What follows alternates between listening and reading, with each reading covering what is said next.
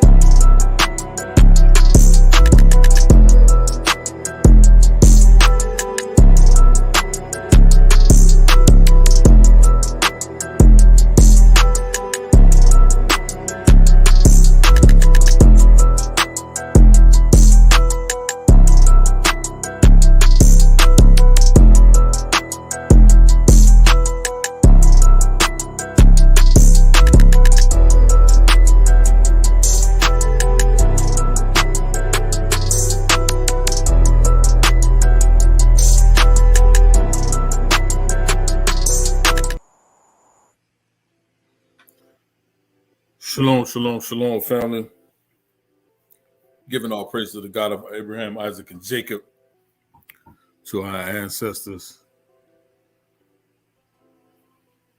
to our families, to our loved ones, to our friends, to those who are outside of the diaspora of Israel, who sojourn and walk with us, who are friends to this nation of Israel. Peace and blessings to you all. Today, man, we're going to get into something interesting. And it's really not a response video or breakdown or presentation. It's more about just making sure that we deal with the pseudoisms and the gaslighting, the fringe theorists, narratives that we hear, a lot of the finger pointing that we see. And I said this is not a response, but one of the things that really got me to do this particular presentation, as you guys can see, the assassination of Alberta, Christine Williams King, the matriarch, and I'm going to say the architect of Dr. Martin Luther King Jr., one of our great leaders today in history, that there's a lot of misconceptions about the things that King did. We got a lot of the things right. But I really want to get into dealing with the assassination of Alberta Williams King. And the reasons why is that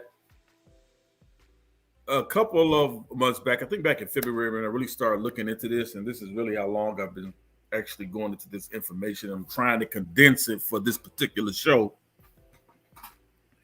And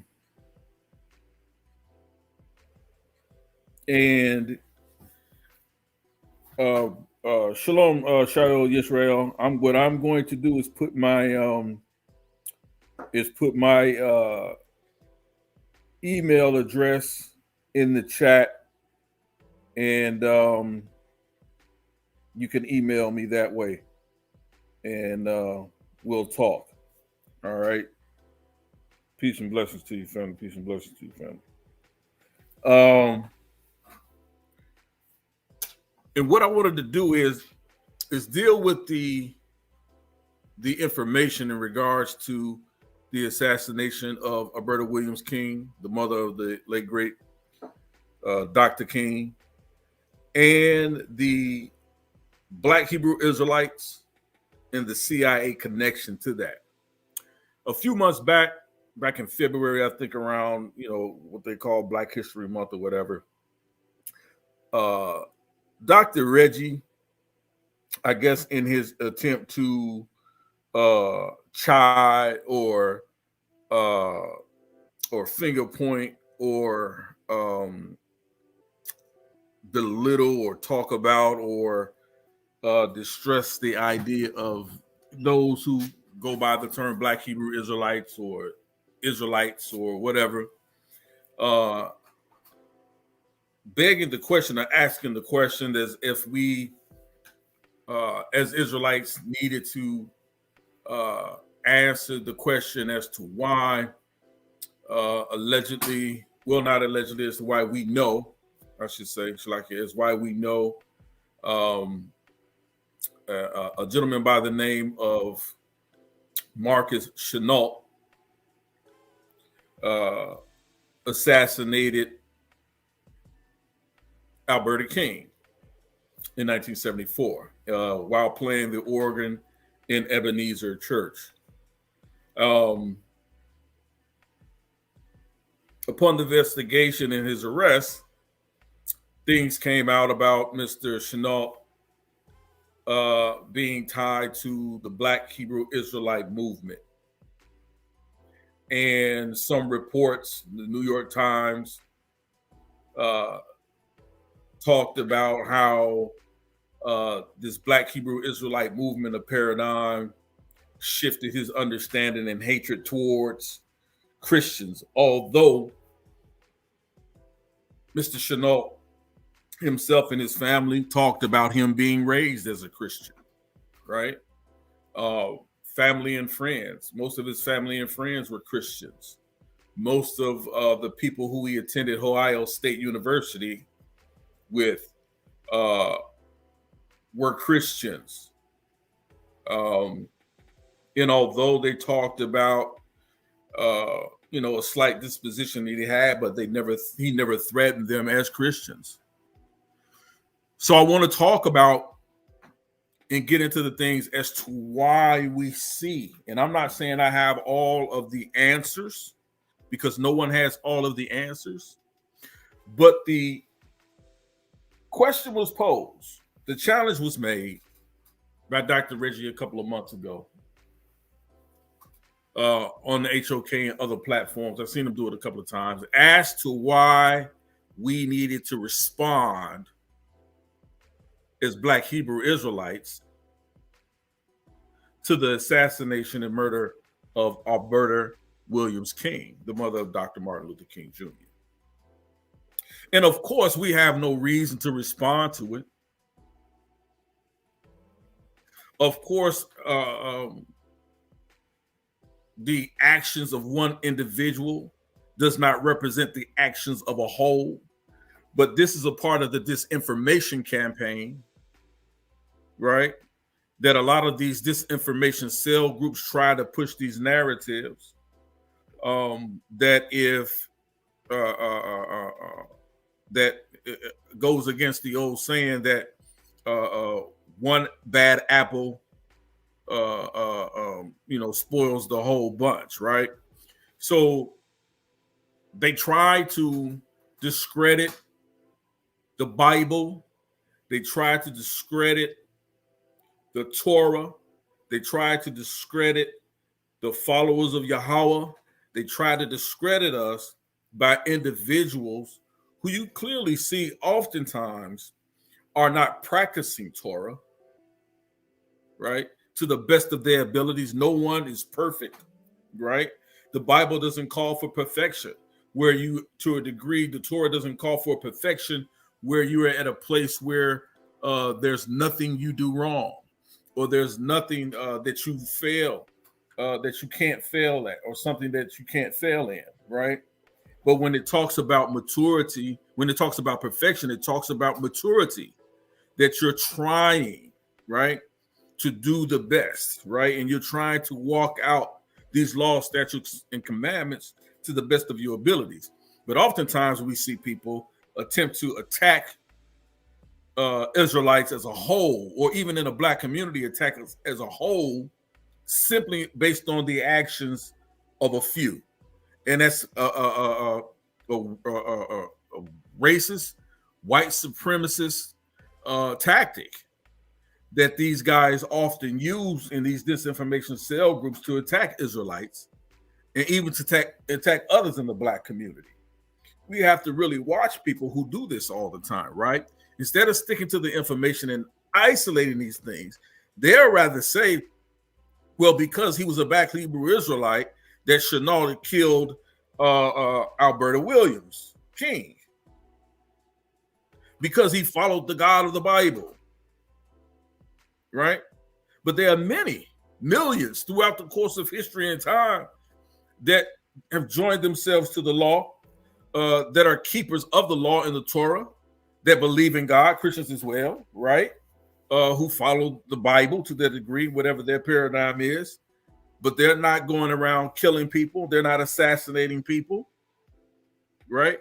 It's a very fallacious argument that they make, but they do this simply not based on trying to understand the information, or try to understand or put out information that is actually true, right? Or even vet the information, but they simply read something that's negative, that someone makes a negative statement about an Israelite or a Black Hebrew Israelite, and then they pounce on it as if they have a smoking gun or something that they want to say, listen, this is why you shouldn't follow the God of this Bible. They do that very often over there on HOK. And the reason why they do that is because they you know, at the end of the day, they're a bunch of heathens to a degree, right? So I would say that unfettered. So I want to get into this presentation real quick, and please bear with me as I go through this information, right? And so we want to do that. So we want to do that now. I see you, Black Jesus Minister. Shout out to Fopi, man. Appreciate you in the building. I appreciate your wisdom. I appreciate your wisdom. Appreciate your wisdom.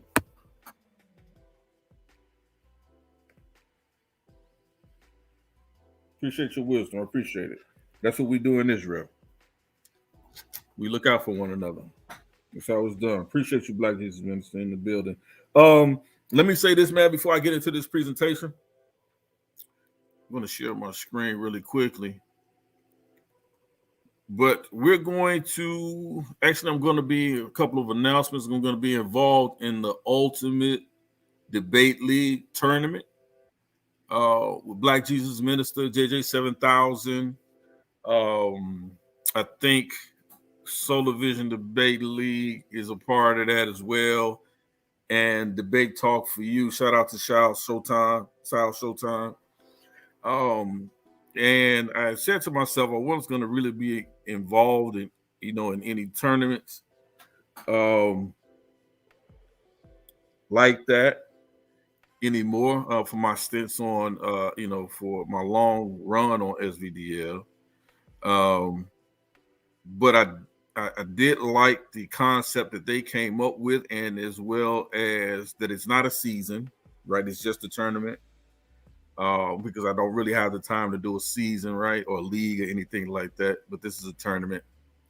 But also the quality of debaters that I saw that they had, and then their attention to putting this thing together the right way, along with the judging system. So shout out to Black Jesus Minister, JJ 7000, Sal Showtime, and I believe Solar Vision Debate League, and all the other participants.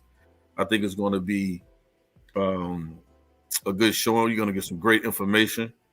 I think I've been placed against some brother who I have no idea who he is, but I will find out shortly. And once I do that,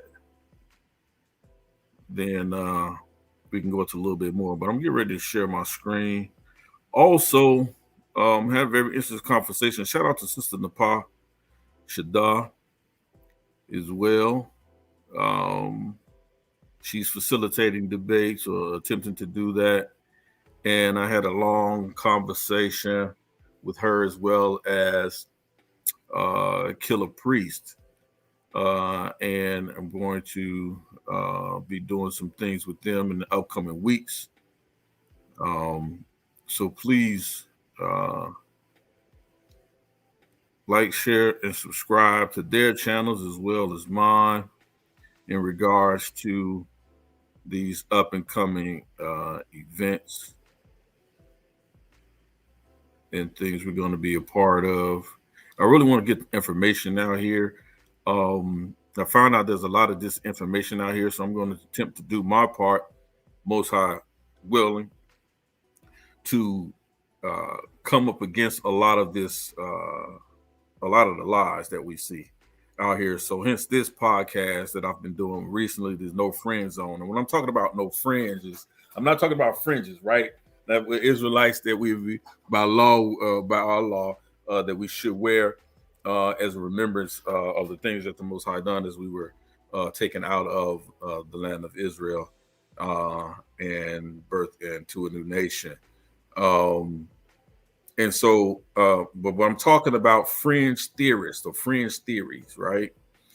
Things that are not substantiated by fact, right? That are often labeled or believed to be true. And we find that out to be the truth or be the case in these unconscious communities, as I call them. And so these are the things that we really want to come up against and move forward So let me do this. All right.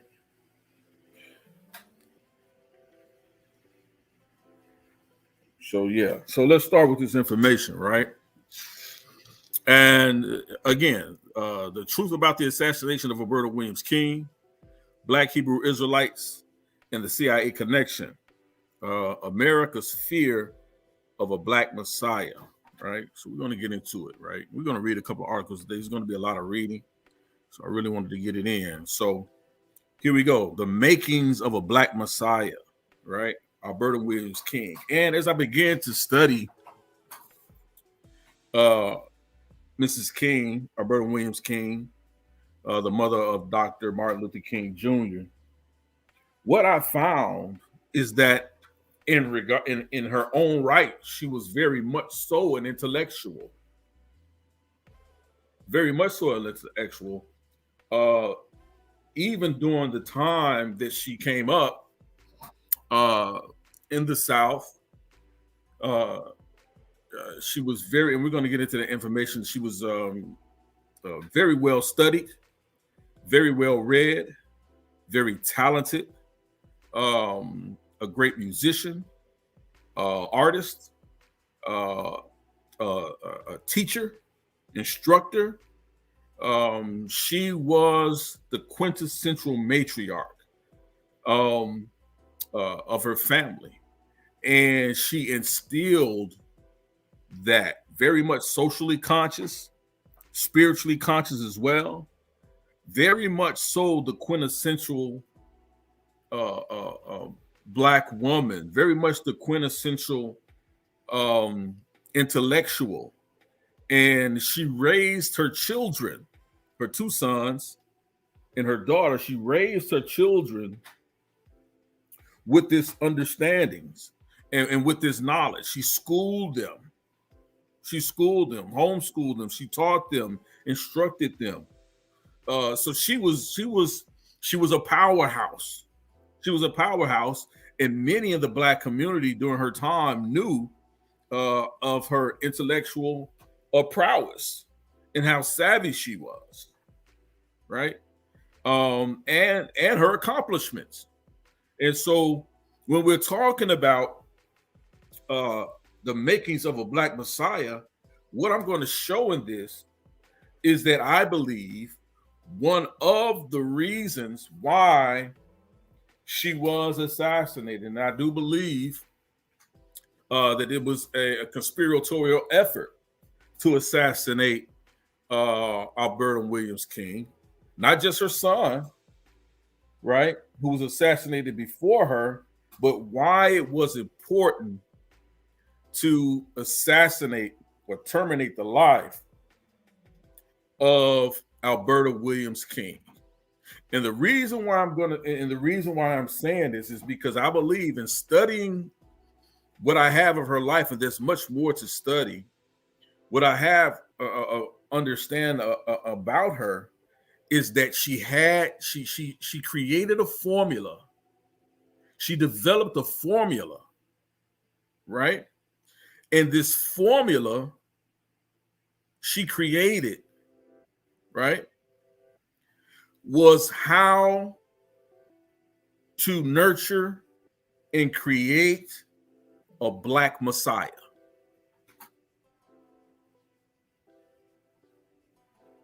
And we're going to get into the information, and I'm going to show why I come to this conclusion, which is the reason why at the time the FBI and the CIA, the U.S. government, needed to terminate her. Because what they studied, they didn't study. We all know about COINTELPRO, and we're going to talk about that a little bit. But they didn't just study Dr. King and his actions and his movements. They wanted to know psychologically why he was the leader that he was. They wanted to know what made him who he was. They wanted to know what his roots and his foundation was that made him to be not just a charismatic leader, but understanding his high IQ, his intelligence quotient was very high. And his ability to speak and to read, to break down and disseminate information, to see things afar off. His ability to organize, his ability to galvanize a movement of millions of men, women, and children in the Black community, as well as in the white community and around the world. And so they wanted to know and understand the psychology behind it all. Understanding that a lot of these government programs were seeking to manipulate people using mind control tactics. And we're going to show this. This is the No Friend Zone podcast. So we're not talking about fringe theories here. We're not talking about pseudoscience. We're talking about things that they actually were attempting to do. And we're going to give the information and show this in this presentation today. But they wanted to know the psychological makeup, the building blocks of a Black Messiah. And what they found was that all roads led back to Alberta Williams King. This is what they wanted to do. And this is what they found out. And all of their tactics of eavesdropping, stakeouts, infiltrating family members, spying on the King family, they found out that Dr. King's power, right? His drive, right? What made him to keep going in the face of adversity? What was that unstoppable force? What was that kept him going, even staring in the face of certain death? What was it that kept him going? And what they found was the power of the matriarch in his life. His mother, Alberta Williams King. She was the creator. She was the creator of the Black Messiah. She was the creator of Dr. King. And the U.S. government was afraid, just as they was earlier with Marcus Garvey, just as they were earlier with a lot of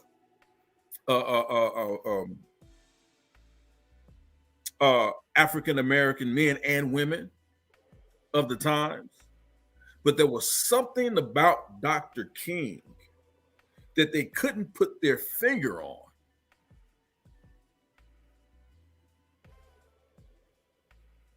And what they found was that his rock, shout out to his wife, Coretta Scott King, as well.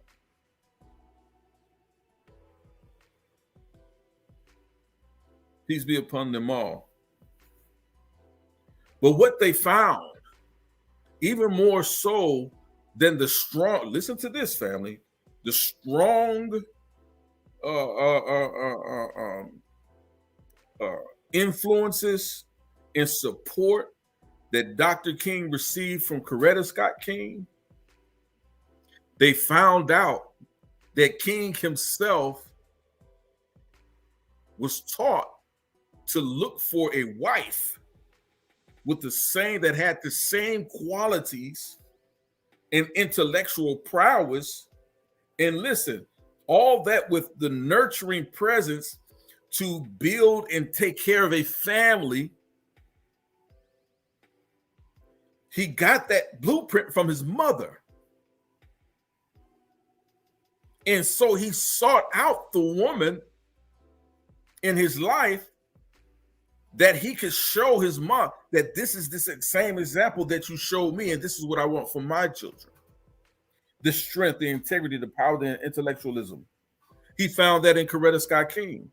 But that blueprint, that understanding, that idea, that knowledge came from his mother, Alberta Christine Williams King. And so we're going to get into some of this information, and we're going to talk about why we have a connection with the Black Hebrew Israelites again, why we also have a connection with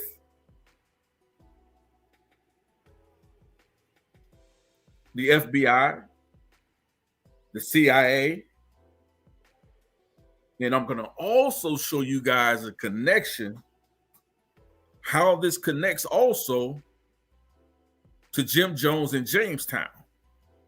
I'm going to tell you, people, like, this thing is bigger than probably what I even know in regards to this information and what we still know today, right? But we're definitely going to talk about, and we're going to see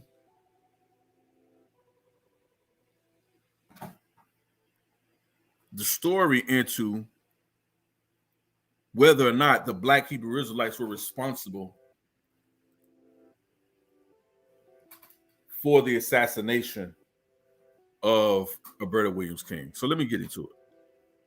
The remarkable life and tragic death of Alberta Williams King, the beloved mother of Martin Luther King Jr. Right? Let's go here. Let's read something here. Peace to you, indigenous black man. Peace, family. Let's get into it here. And we're going to read some things here, right? Let me get that out of the way. I don't know what that is. I don't want to deal with that. But it talks about, let me get that out of here. I don't know how that came about, but anyway. The remarkable life and tragic death of Alberta Williams King, the beloved mother of Martin Luther King. And we're going to read, let me see how I can get rid of that. I don't know what that is.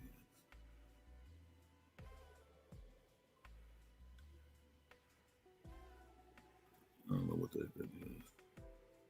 But I don't want to see any of that.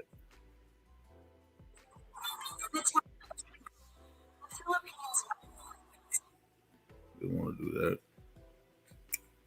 We're going to read this article here. It says, though Alberta Williams King is often viewed as a footnote to the Martin Luther King Jr. story, she played a crucial role in shaping her son's thinking about race in America. Let's go down here. All right. And what you have here is Alberta Williams King, Dr. King, and Coretta Scott King.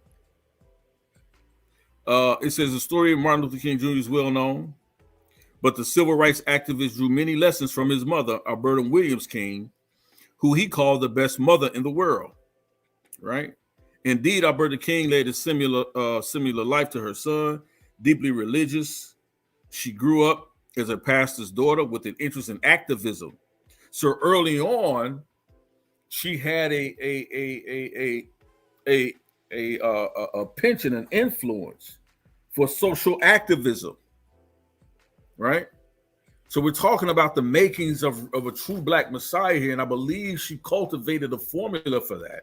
And this is the reason why she was assassinated. And we're going to get into that, right?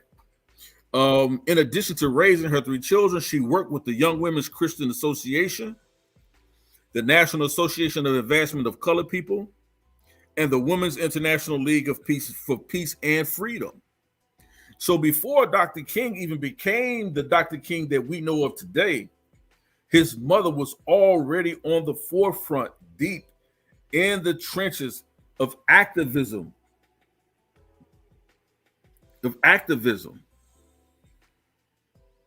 Right? We're going to talk about the early life of Alberta Williams. Again, Let's see if I can see it. If that makes it go right there. If some of y'all can see what I'm reading.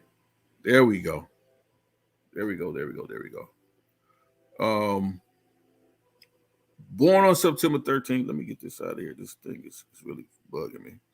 Born on September 13, 1903 in Atlanta, Georgia, Alberta Christina Williams spent her early life deeply involved in the church. Her father, Adam Daniel Williams, was the pastor of Ebenezer Baptist Church, where he grown the congregation from 13 people in 1893 to 400 by 1903 per the King Institute. As a young woman, King seemed determined to seek an education. The King Institute reported that she attended high school at Spelman Seminary and earned a teaching certificate at Hampton Normal in the Industrial Institute. Along the way, however, she met a minister named Michael King because married women were forbidden from teaching in Atlanta. King only briefly taught before she and Michael got married in 1926. Then King turned her focus to her family. She and Michael had 3 children together: Willie Christine, Martin, born Michael, and Alfred Daniel in the Atlanta home where King had grown up. And Alberta King would make sure to educate her children about the racially divided world they lived in. And this is a portrait of Dr. King as a youth, his brother, his sister, his grandmother, father, and his mother. And the reason why these things are important is because what we see is a very strong traditional family that we see served them very well. And we're going to get into this, but I wanted to give homage and pay homage to the work that Alberta King herself had done and the reasons why, again, I feel like with the information that I've put together here, that she developed a formula for creating a Black Messiah. And the U.S. government, the CIA, and the FBI was vehemently opposed to that. Vehemently opposed to that. And so I wanted to give some background into her education, give some background into her understanding and her idea. Martin Luther King Jr. credits his mother. Watch this, people. This is very crucial. And we have a lot of this is not evident in our families today. The strength and the power of the true matriarch. Martin Luther King Jr. credits his mother with forming his early thinking about race relations in the United States. In spite of her relatively comfortable circumstances, my mother never complacently adjusted herself to the system of segregation. Martin Luther King Jr. wrote, according to the King Institute, she instilled a sense of self-respect in all of her children from the very beginning. As Martin Luther King Jr. recalled, his mother sat him down when he was a young boy and explained concepts like discrimination and segregation. She taught me that I should feel a sense of somebodyness, but that on the other hand, I had to go out and face a system that stared me in the face every day, saying you are less than, you are not equal to, he wrote. Noting that King also taught him about slavery, the Civil War, and described segregation as a social condition and not a natural order. That is used in the minds of even young people today, that we understand that the racism and white supremacy, these things are social conditions, not who we are. We're not created or born inferior. So we have to understand that the matriarch in the family of Dr. King, his mother, Alberta King, was influential in creating and establishing who he was today during that time, during that day and time. and even as we know him today. He continued on to say, she made it clear that she opposed this system and that I must never allow it to make me feel inferior. Then she said the words that almost every Negro hears before he can yet understand the injustice that makes them necessary. You are as good as anyone. We miss that today in a lot of our families, in our schools, in our communities, when speaking and dealing with our youth. I'm from Chicago, so I'm familiar with the O Block, right? In you know, named after O.D. Perry, right? Peace to O.D. Perry. Rest in peace. And the influence that he had on young people. Because now even his name and the respect that they had from him, regardless of how we talk about O Block, it's almost famous. They're famous around the world, right? And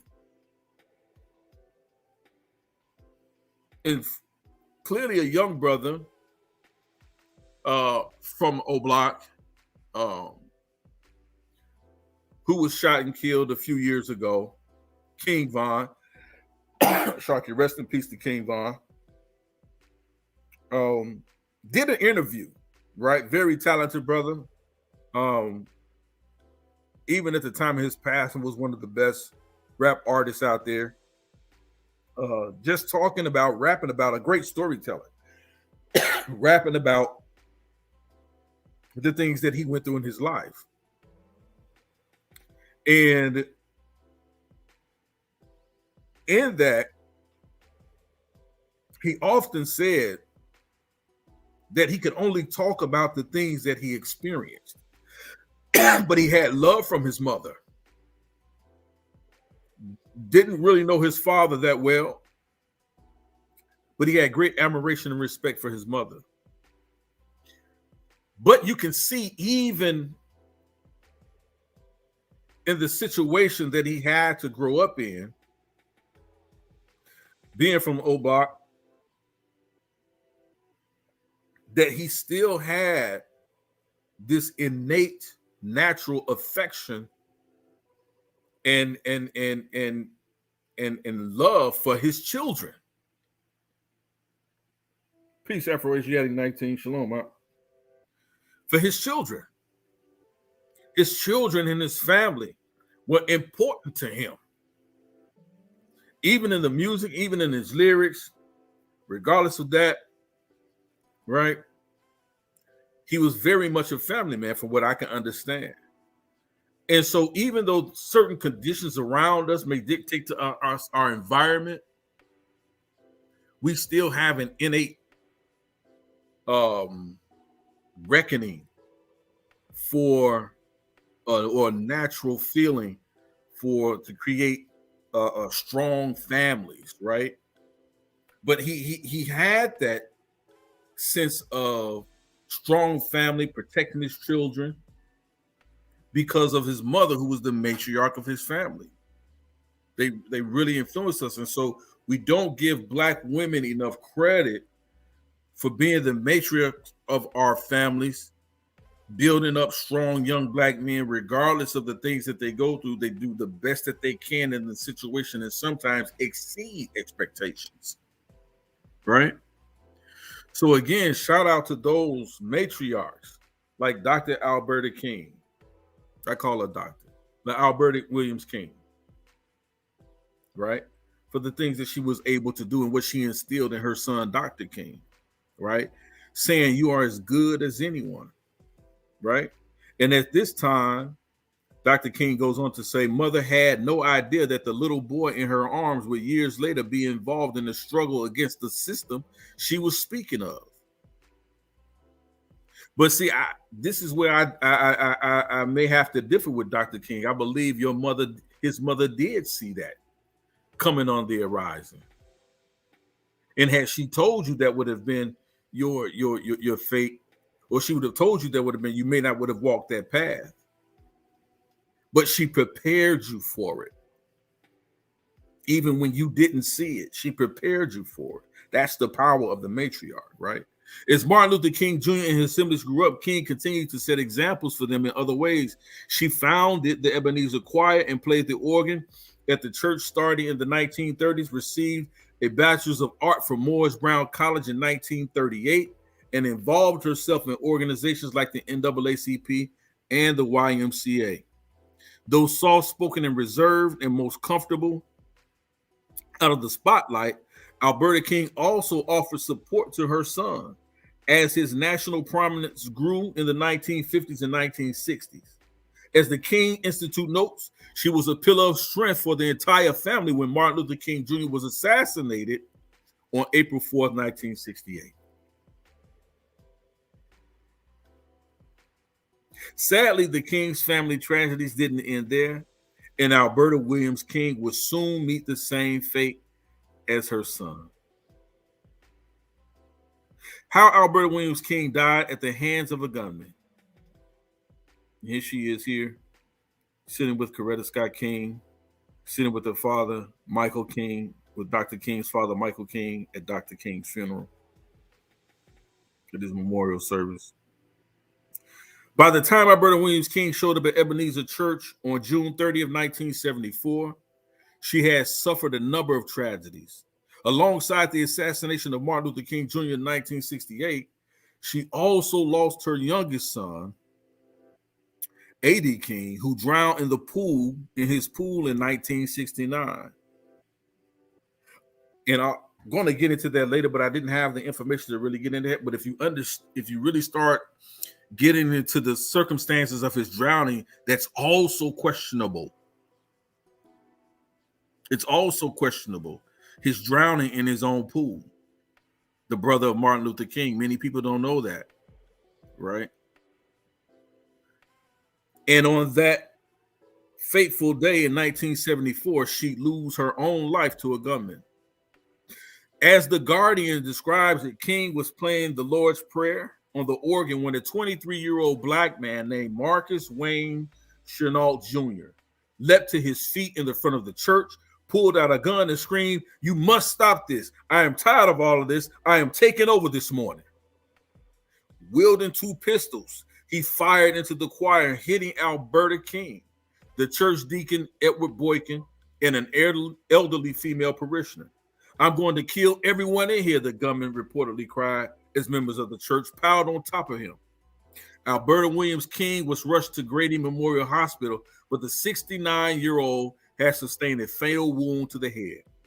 She and Deacon Boykin, died shortly after the attack, stunning their congregation and their families. "It was without question the worst day of my life," King's daughter, Christine Kings Ferris, said, according to Atlanta Magazine. "I thought I had made it through the worst days of my life. I was wrong."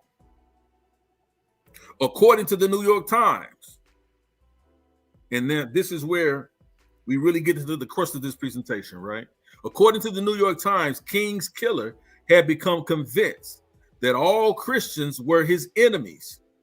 He later explained that he'd gone to Atlanta out of a hatred for black ministers and had hoped to kill Martin Luther King Sr. But Alberta King was simply closer. That also sounds sketchy. You really went there to kill Mr. King Sr., but you decided that because Alberta King was closer, that was the better shot for you.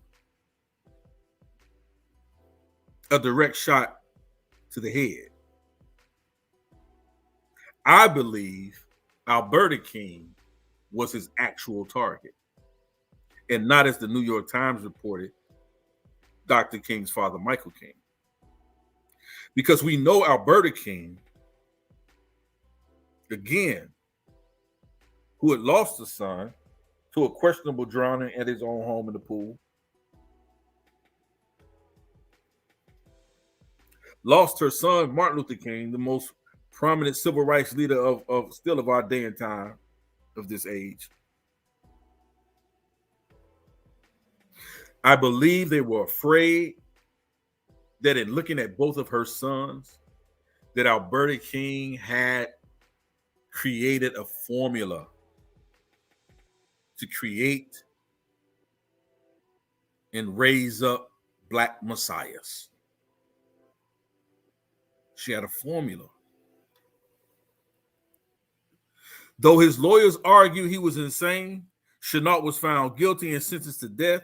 His sentence was later reduced to life in prison, in part because of a campaign led by the King family. Alberta's King family has described her as a crucial part of Martin Luther King Jr.'s life, someone who explained the world to him, instilled him with self-respect, and altogether acted as an important role model.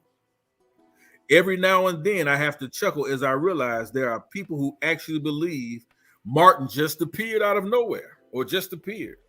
Alberta King's daughter wrote in her memoir, Through It All, they think he simply happened, that he appeared fully formed, without context, ready to change the world.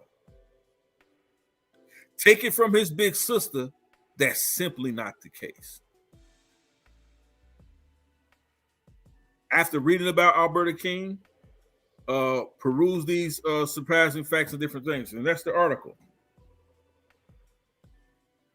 And the reason why I wanted to read through that is to simply show that even his sisters and everyone, his sister and everyone around the King family understood that the matriarch Alberta King is the reason, maybe not the sole reason, but he spoke highly of his father.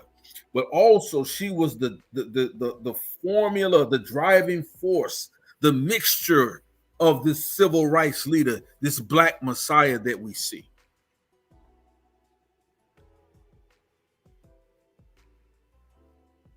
And I believe this is why she was assassinated, as to not be able to reproduce,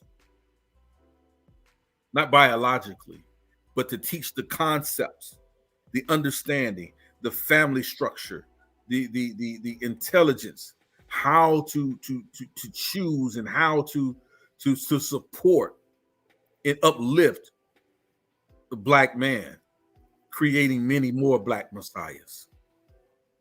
This is why she was assassinated. Let's continue. And this is a picture of Alberta King here, as well as Coretta Scott King. This is Bob Fish Photography Archive, Stanford University Libraries. An autobiography of religious development, right? These are the letters of Dr. King, which you can see at the King Institute. I want to read something else. I want to show y'all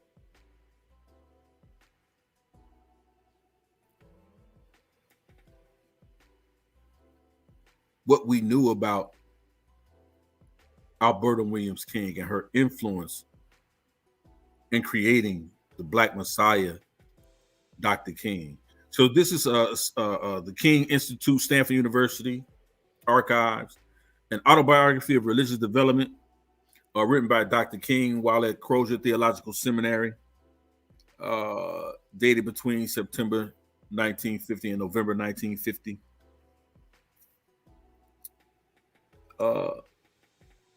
Let's talk about what he says here.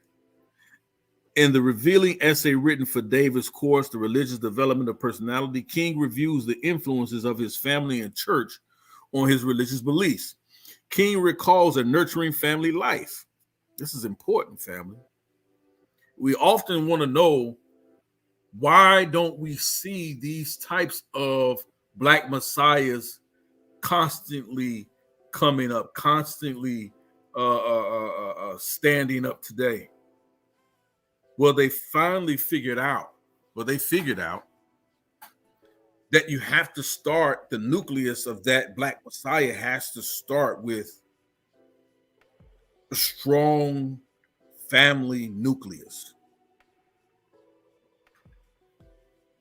Shalom, Yirmiyahu. Peace to you, family. It begins with a strong family nucleus, and just bear with me. I have to set this up so we can get to the meat of it, right? I have to set this up as to understanding that Alberta Williams King developed an actual formula to create a Black Messiah, and this is why, according to my research, and what I'm postulating, this is why she was assassinated, because she had created this formula of how to develop Black Messiahs, right? King recalls a nurturing family closely interwoven with activities in his father's church, which conditioned him to be optimistic about human nature. It is quite easy for me to think of a God of love, King writes, mainly because I grew up in a family where love was central and where lovely relationships were ever present. That's part of the formula, family, in creating the Black Messiah. King relates seminal events in his religious development, including his baptism into the church at age 7 and his call to the ministry while in college. He attributes the decision to become a minister to his father's noble example. Despite their theological differences, King retains his admiration for a real father. He also recounts 2 formative experiences: the shock of a childhood confrontation with racism and the death of his grandmother. Davis marked the paper excellent. King writes, my birthplace was Atlanta, Georgia, the capital of the state and the so-called gateway to the South. I was born in the late 20s on the verge of the Great Depression, which was to spread its disastrous arms into every corner of this nation for over a decade. Let me say this, people. We often talk about poverty in the Black community and how poverty's reach has created an environment that now we see in our Black community. Many single parent homes and fatherless children, and which oftentimes the statistics on that is skewed, right? They try to make it to demonize Black men, but it's simply not the case among any other group or race of men. Black men are more involved in their children's education, are more involved in care for their children. So to demonize the Black man for not being there, right? Because we have a higher percentage of single parent households, that argument you can't really have, right? The statistics don't line up with that, right? But King being born and growing up in Atlanta, Georgia, at the cusp of the Great Depression, right? Where not just Black folks were poor, but white folks were poor. There was a lot of poverty around, right? But that did not stop his mother, Alberta Williams King, for instilling in them, as well as their father, instilling in them principles of good character, teaching and training and raising her children, right, to be good students, to read, right, promoting education in their homes, right, teaching them the scripture, right, not dealing with the dogma per se, but dealing with the principles. As the scripture talks about, desiring a good name.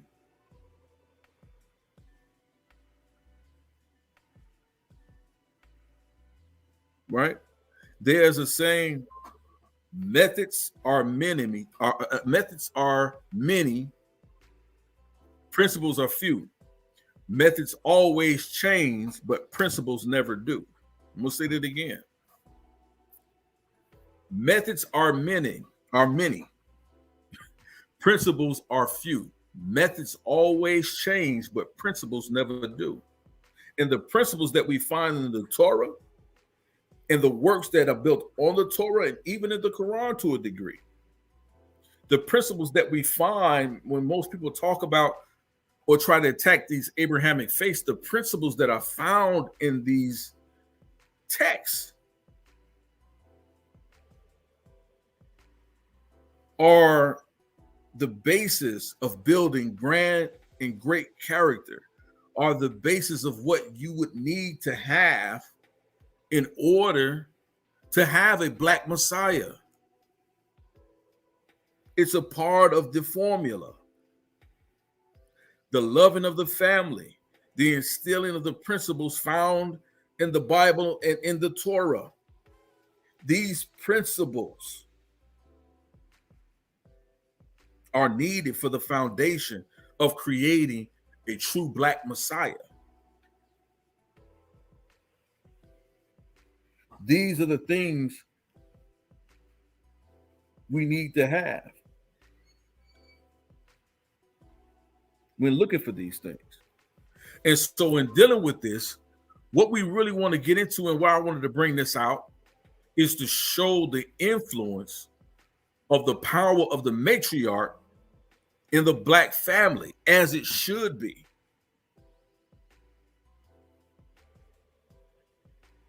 This creates the Black Messiah. These are the building blocks for it. And in our Black communities, we've gotten away from that power that the matriarchs once wielded. We see this in Proverbs 31. We see the matriarch, the mother of the king of King Lemuel, teaching him how to recognize and choose a wife. And she's giving him examples based on the things that she's doing. Proverbs chapter 31, a virtuous woman. The power of the matriarch is so crucial to building and strengthening the core of the Black family. Without it, you don't have the necessary building blocks for Black Messiah. It cannot happen. It cannot happen. It cannot happen. But I needed to bring that out so that we can understand that Alberta Christine Williams King developed a formula to create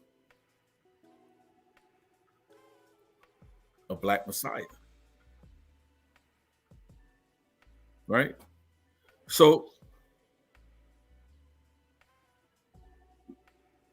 let's get into it. Right?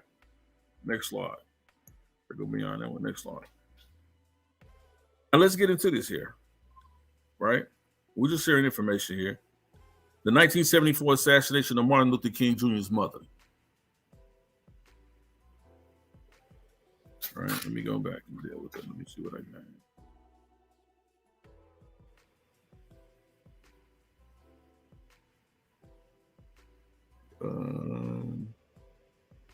Here we go. Right. The 1974 assassination of Martin Luther King Jr.'s mother. Right. I'm just going to read some things here. Right.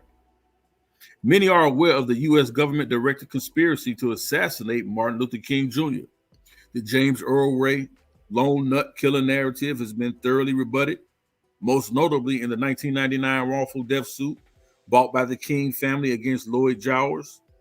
In their verdict, the jury found that governmental agencies were party to the conspiracy to murder Martin Luther King Jr. Less known is his mother likely suffered a similar violent fate at the hands of MK Ultra mind-controlled assassin. Now, listen, family, this is the no friend zone. Not friend, fringe. No fringe theories here. No conspiracy theories here. We're talking about things that we know and we could substantiate. Right? So, Alberta King was shot and killed on June 30th, 1974 by 23-year-old Marcus Wayne Chenault as she sat at the organ at the Ebenezer Baptist Church during the Sunday service. He wounded 3 people, 2 of them, Mrs. King and Deacon Edward Boykin, 69, were fatally shot and killed. According to the New York Times, Chenault told the police that his mission, listen, family, that his mission was to kill the Reverend Martin Luther King Sr., but he shot Mrs. King instead because she was close to him. Now, either that's a failed mission, either that's a failed mission, or it's just it's simply not true, right? Interestingly, Alberta King's life was taken only a few months before James Earl Ray's evidentiary hearing to determine whether or not he would be granted a new trial. And see, I also believe that Dr. King had confided some things to his mother and his father as well, some things that he may have been privy to in regards to these assassinations attempts and the government interference. And they know that we're being the COINTELPRO program, and we're going to get into that. They were being surveilled. Not just Dr. King, they were being followed. Not just Dr. King, they were being eavesdropped on. Not just Dr. King, but everyone in his inner circle, especially his family and especially his mother. Again, and part of the COINTELPRO and part of this, and they mentioned it earlier here, this M Ultra K mind control program that was really ran by the CIA. They really wanted to get into the psychology of individuals. And so they wanted to understand, again, as I said earlier, the psychological makeup of a Black Messiah, of Dr. King. They want to understand, how did he become the great galvanizer, the great leader that he was today? They wanted to understand, how does this Negro, in the face of death and all adversity, facing attempting to bribe him, they couldn't throw enough money at him, they couldn't throw enough women at him to get him to sell out his people. And I know the argument oftentimes is that Dr. King sold us out, but there's no evidence to that. That's simply contrarian rhetoric, disinformation.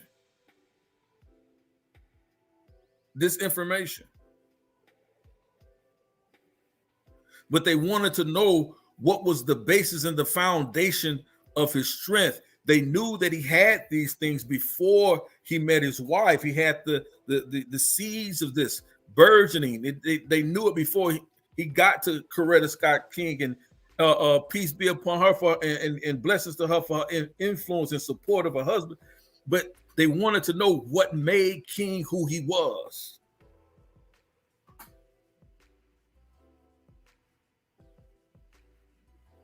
And what they found out was that it was his mother, Alberta King, the matriarch of his family, who molded and shaped his understanding of the world today, how to fight against segregation, how to fight against racism and white supremacy, how to deal intellectually,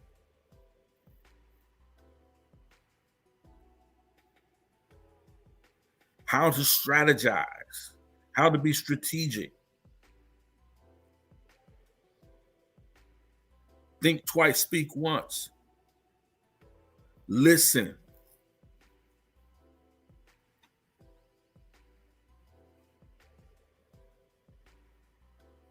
Right? These things he gained and garnered from his mother.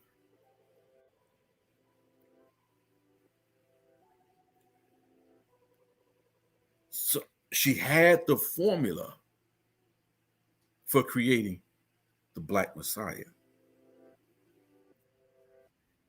And if you listen to Dr. King, the first thing that he talks about was an overwhelmingly amount of nurturing and care and love that was shown towards him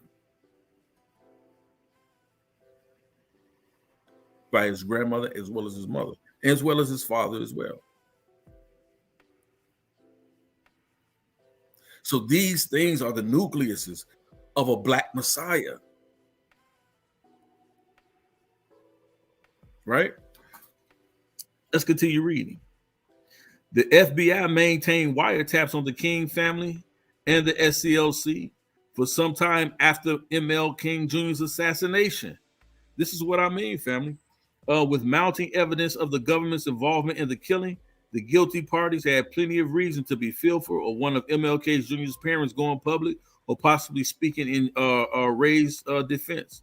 The last thing those bastards needed was a tag team consisting of MLK Jr.'s mourning widow and his grieving mother or father blinking in the airwaves and exposing the FBI's murderous COINTELPRO shenanigans. And here's a picture, right, of Marcus Chenault. Just take a look at that, family. I just want y'all to take a look at this picture. Right? And then I want to read this. It says Marky, as he called, was born quite different from his brothers and sisters. All of Marky's family members were associated with the branches of the United States Armed Forces. Marky was too short and nearsighted to qualify for any type of military service. Some reports that he was about 5'3", maybe even shorter.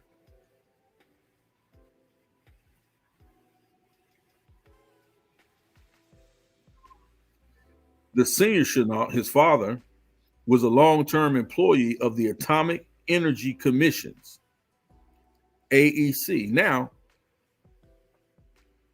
mind you, he didn't come from a poor family. He didn't come from an intelligent family. As we were saying earlier, most of his siblings or all of his siblings were in the armed forces. His father worked at the Atomic Energy Commission, or MOUND, or the Mounds Laboratory in Miamisburg, Ohio, 15 miles south of Dayton. The Mounds Lab was part of the S Factor, Stanford Research Institute, SRI, former SRI and AEC director, CIA, MK Ultra director, John Alex McCone. Y'all starting to see the connections to Chenault, right? With his MK Ultra and the CIA. Formed the Mounds Laboratory on approximately 360 acres in 1948. These are the people his father worked for.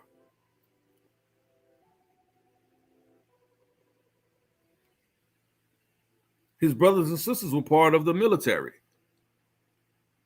His brother, I don't know about his sister, but his siblings were part of the military. But his father worked for the people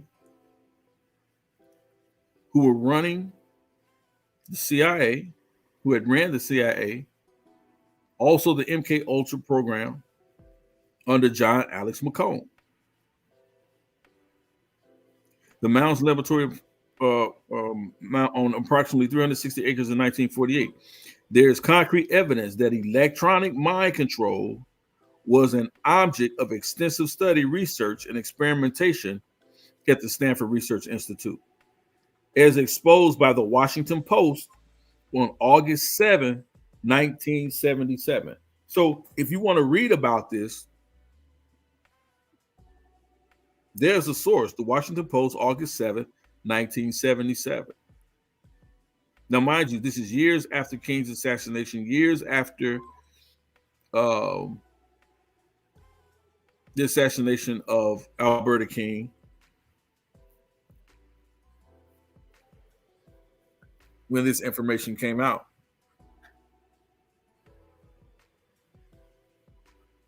Before the assassination of Miss King and Deacon Boyd, witnesses said that Markey went through numerous personality changes, One day he was an anti-communist. The next day he was a Christian. But he hated Christians. That's why he killed it, right? That's what they told you, right? That's what they told us. One day he was a Muslim, then a Jew. And the next day he was a homosexual. One day he was a flaming black militant. The next day he was very lonely and withdrawn. Someone was switching poor Marky off and on into entirely different and distinct personalities. Marky was a real life Mr. Jekyll and Mr. Hyde case.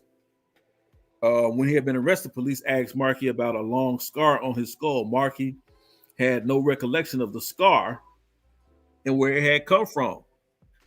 Marky had undergone some type of unknown, remarkable, invasive brain surgery that he couldn't recall. When asked if he killed anyone, Chenault could not remember. He responded, accepting responsibility for the homicides with unbelievable glee and joy. Smiling, he said, I assume I did. I assume I shot someone. During arraignment on murder charges, Chenault referred to himself in an alter personality, a Hebrew, and gave the name of the alter personality to the court as servant Jacob. And I want to pause right there. So there's your connection, and it goes a little bit further than this, and I'll show you. But here's your first instance of him even attributing himself to being in Hebrew, right? And he says, I'm a servant of Jacob. That is my name, servant of Jacob. But as clearly we've seen, he was a Muslim one day, a Christian one day, a homosexual one day, a black militant one day.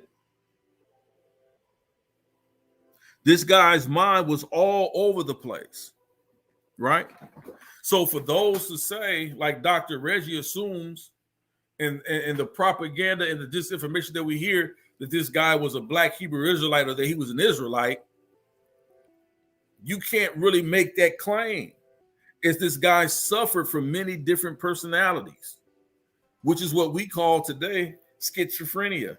And we're going to get into that to see if he was even actually diagnosed with schizophrenia, right? An actual diagnosis of schizophrenia.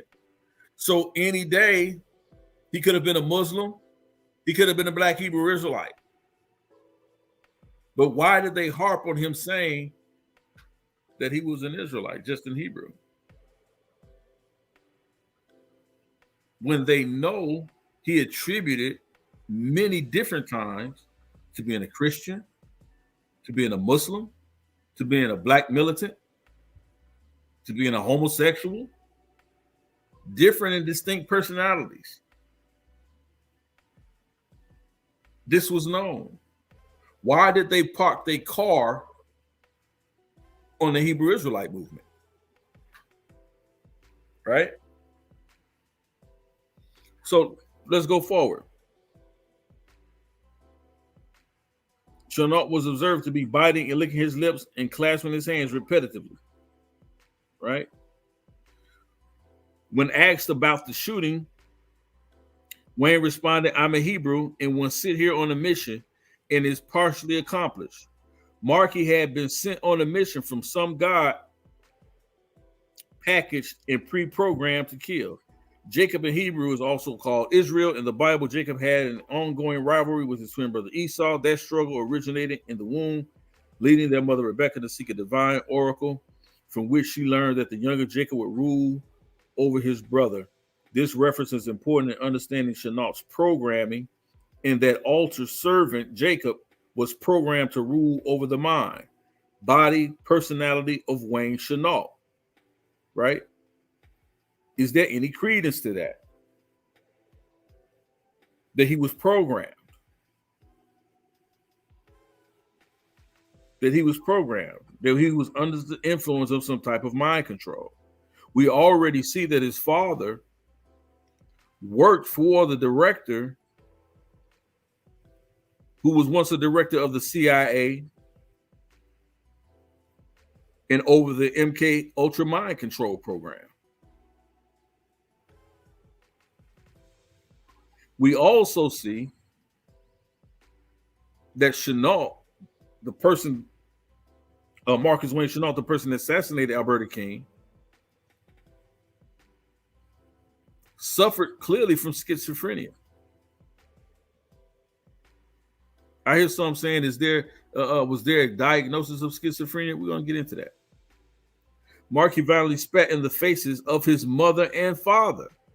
And this is what I mean, right? It says, during his sentencing to the death penalty of capital murder, Markey violently spat in the faces of his mother and father.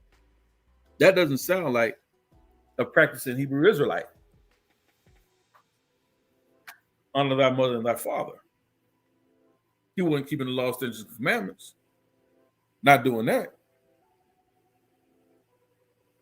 Not committing murder. Thou shalt not murder.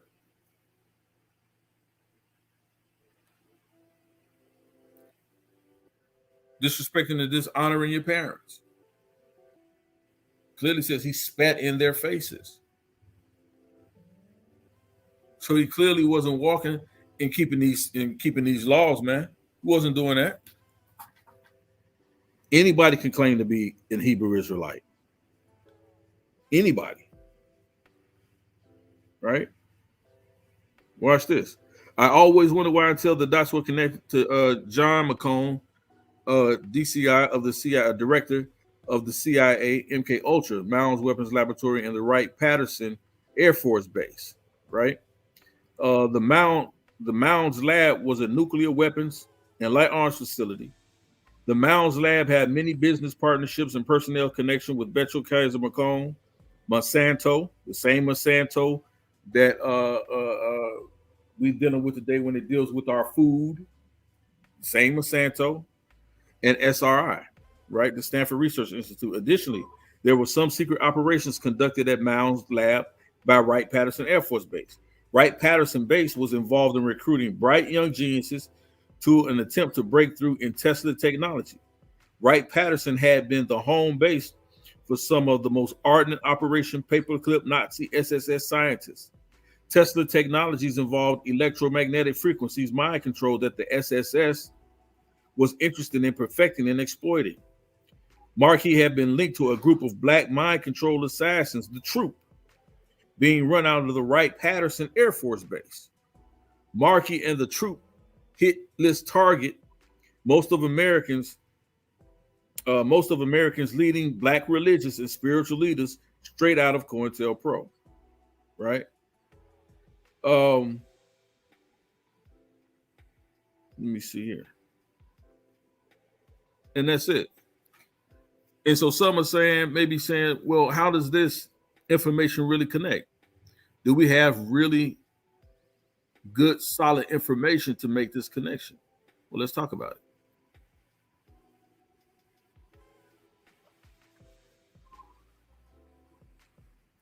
Right.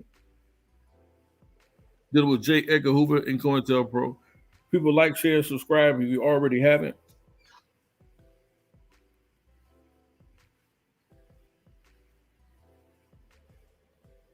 And this is FBI sets goals for COINTELPRO.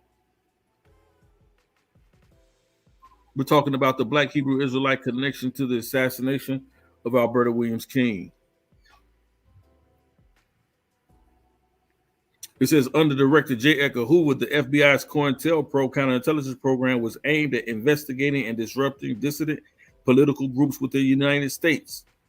In the 1960s, COINTELPRO's targets frequently included civil rights activists, both those who espoused nonviolence, like Martin Luther King Jr., and those that Hoover referred to as black nationalist hate groups, like the Black Panthers.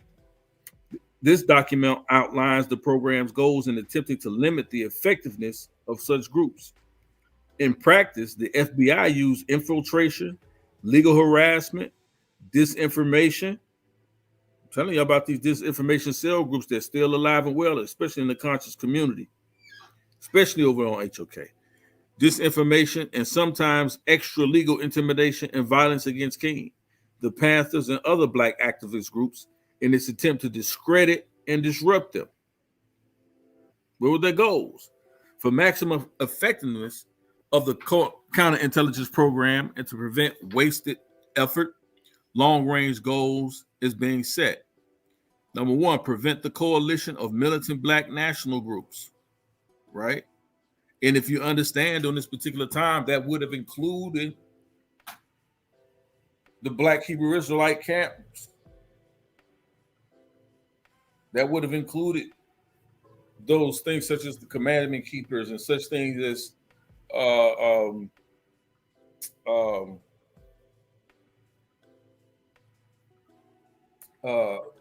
original ISUPK. I can't recall the original name.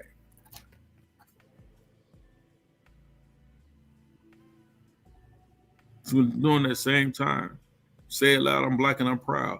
In unity, there is strength. A truism that is no less valid for all its triteness.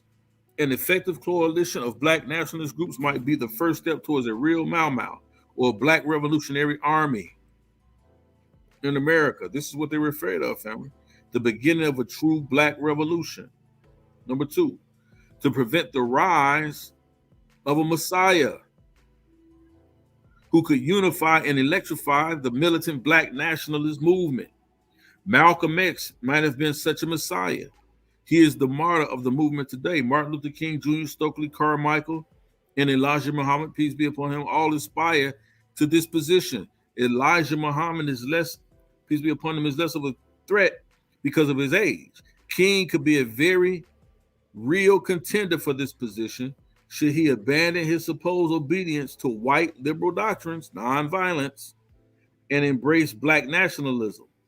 Carmichael has the necessary charisma to be a real threat in this way. Prevent violence on the part of black nationalist groups. This is of primary importance and is, of course, a goal of our investigative activity. It should also be a goal for a counterintelligence program, COINTELPRO, to pinpoint potential troublemakers and neutralize them before. What do you think they mean by that? Neutralizing them. Assassinations, false imprisonment. Neutralize them before they exercise their potential for violence. Prevent militant black national groups and leaders from gaining respectability. These disinformation campaigns, slander your character.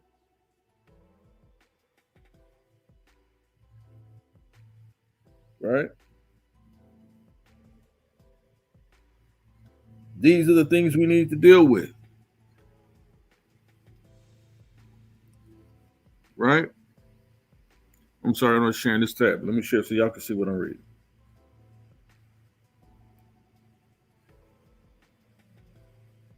Prevent militant black national groups and leaders from gaining respectability by discrediting them to three separate segments of the community. Shalom, y'all down. Shalom to the Argument Men's League. Peace to you, Lance. Hey, send me your information, Lance. I've been trying to reach you, fam. Afro Asiatic 19 facts, brother. Facts.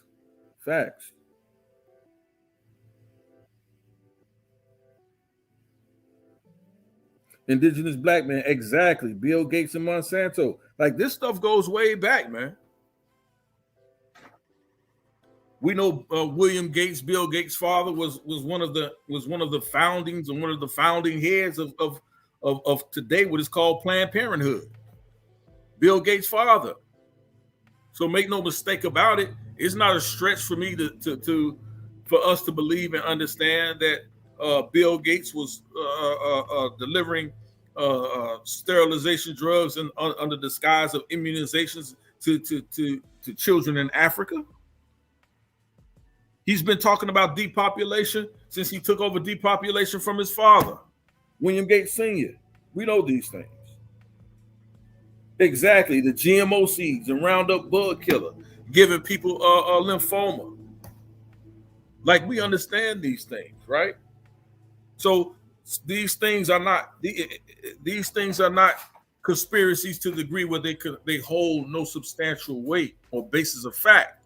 These are things that we know to be true.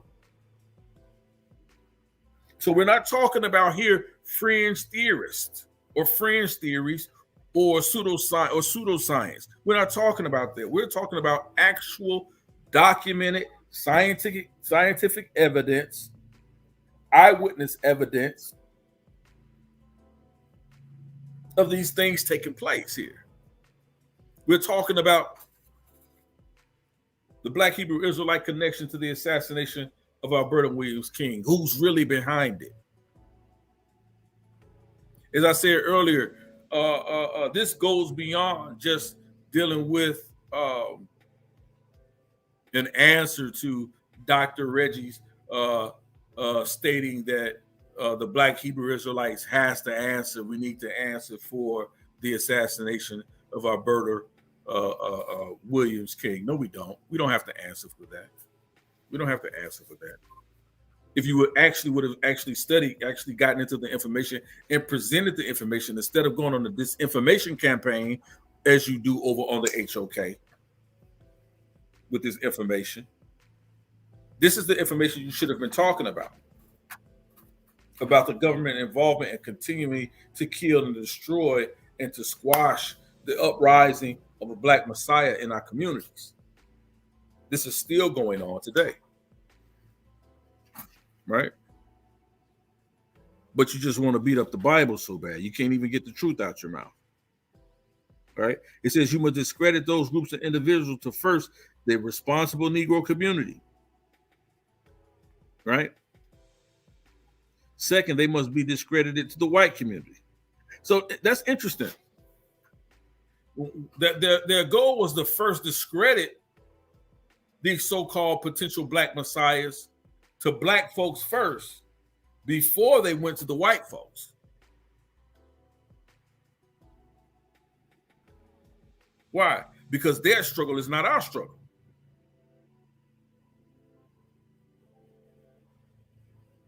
So their theory is that us coming together as a community.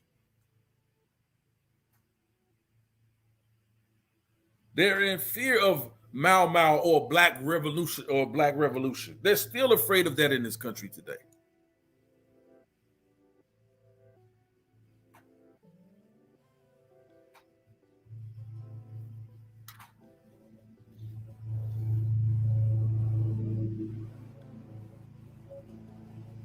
So we have to understand that the things that we often hear in these disinformation cell groups, specifically like on the HOK and other platforms as well, that when you hear things like, well, see, Black Hebrew Israelites, y'all got to tell us why y'all responsible for killing Dr. King's mother. What? What are you talking about? What benefit would we have in killing Dr. King's mother? I want to get into this information. I really want to get all the way through this because it's very interesting here.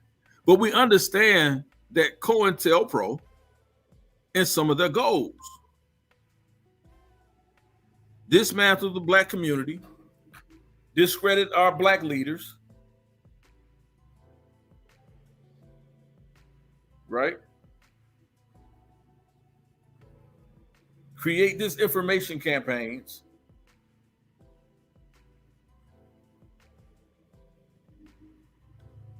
against those at the time of Malcolm X, Dr. King, Elijah Muhammad, peace be upon him. And as they said here, the only reason why they didn't assassinate Elijah Muhammad is because of his age, and they didn't feel like he could move any further. He wouldn't live long enough to see a Black Revolutionary Army come to fruition. But Malcolm X and Dr. King and Medgar Evers, Fred Hampton, Angela Davis, these people had the youth and the wherewithal. And see, we have to understand that as well. This is where revolution comes from. This is where a revolution is born. It's born among the youth.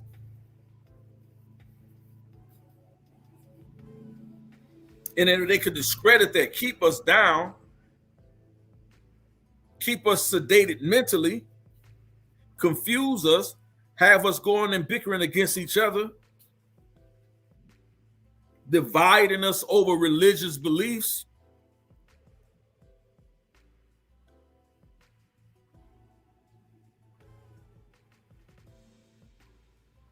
Right? The New Testament talks about that in the during the end times, the times when we shall see a lot of these things begin to come together, that you will see father against son and daughters against mothers. What is that saying? You will see divisions among families. And not just divisions among families, but divisions among communities. These things will begin to happen, right? And we see this almost every day. Number 4, prevent militant black national groups and leaders from gaining respectability by discrediting them to 3 separate segments of the community. The goal of discrediting black nationalists must be handled tactically in 3 ways. You must discredit those groups and individuals to, first, the responsible Negro community. Second, they must be discredited to the white community, both the responsible community and to liberals who have vestiges of sympathy for black militant, black nationalists, simply because they are Negroes. Third, these groups must be discredited in the eyes of Negro radicals, the followers of the movement. Make your leaders look bad.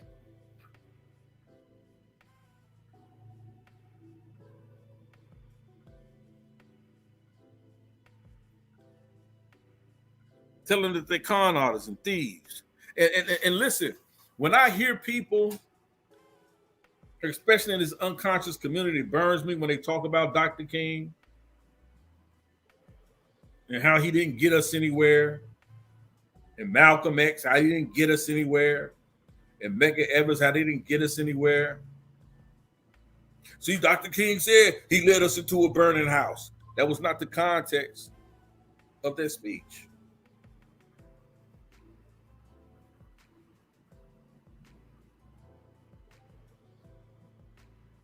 That he had deceived the people.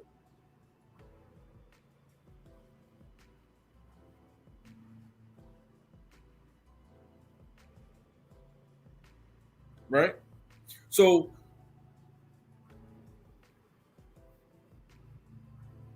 we have to understand the things that are going on and taking place here, right? So again, it says this last area requires entirely different tactics from the first 2.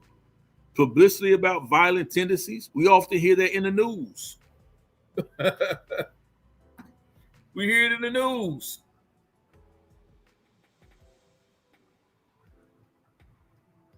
And then we further it in our music. Not too long ago, on the Breakfast Club, there was a white music executive. And they were questioning him about the violent lyrics in rap music today, drill music, whatever. And if he felt any need, or if he felt any way that they should remove this detrimental type music, this idea of promoting death, drugs, guns, rape, prostitution in the music that our children listen to. They asked him if he felt any type of way of allowing this music to be played over the airwaves. And his answer was simply this: no. He said no. This is on the Breakfast Club about maybe 2 months ago. White radio is there. He said, no, I don't have anything. He said, listen, my children got to eat too. I'm telling you, this was what he was saying. He said, look, my children got to eat too. And if this is how I make money for my children to feed my family, then I don't care how much y'all call y'all women bitches and hoes. and how much y'all talk about y'all gonna shoot each other up at the club, and how much y'all gonna and how much y'all talk about y'all hate this person and hate that person. I could care less. Y'all buying it. Somebody listening to it. It must resonate with somebody.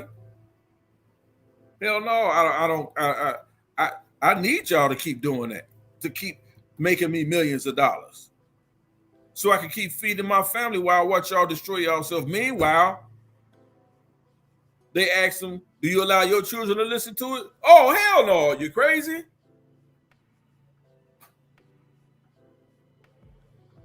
Like, what kind of psychosis are we dealing with here, people? Right. The fifth and the last goal of COINTELPRO, a final goal should be to prevent the long-range growth of militant black organizations, especially among youth. Specific tactics to prevent these groups from converting young people must be developed. So it's not a surprise to me that during this time of COINTELPRO and the time that Marcus Chenault is charged with the assassination and murder of Alberta William King, the mother of Dr. Martin Luther King, that at the same time, there's a burgeoning group of people in New York that are establishing and making its prominence in New York. The Black Hebrew Israelites, the One West groups, that they are now growing in numbers at this same particular time. That now COINTELPRO and the FBI is looking at them as one of these growing black militant groups among the youth that must be stopped from converting young black people to their understanding. So it's not a stretch for me or for me to understand why we now see this man Marcus Chenault, who's clearly disturbed and clearly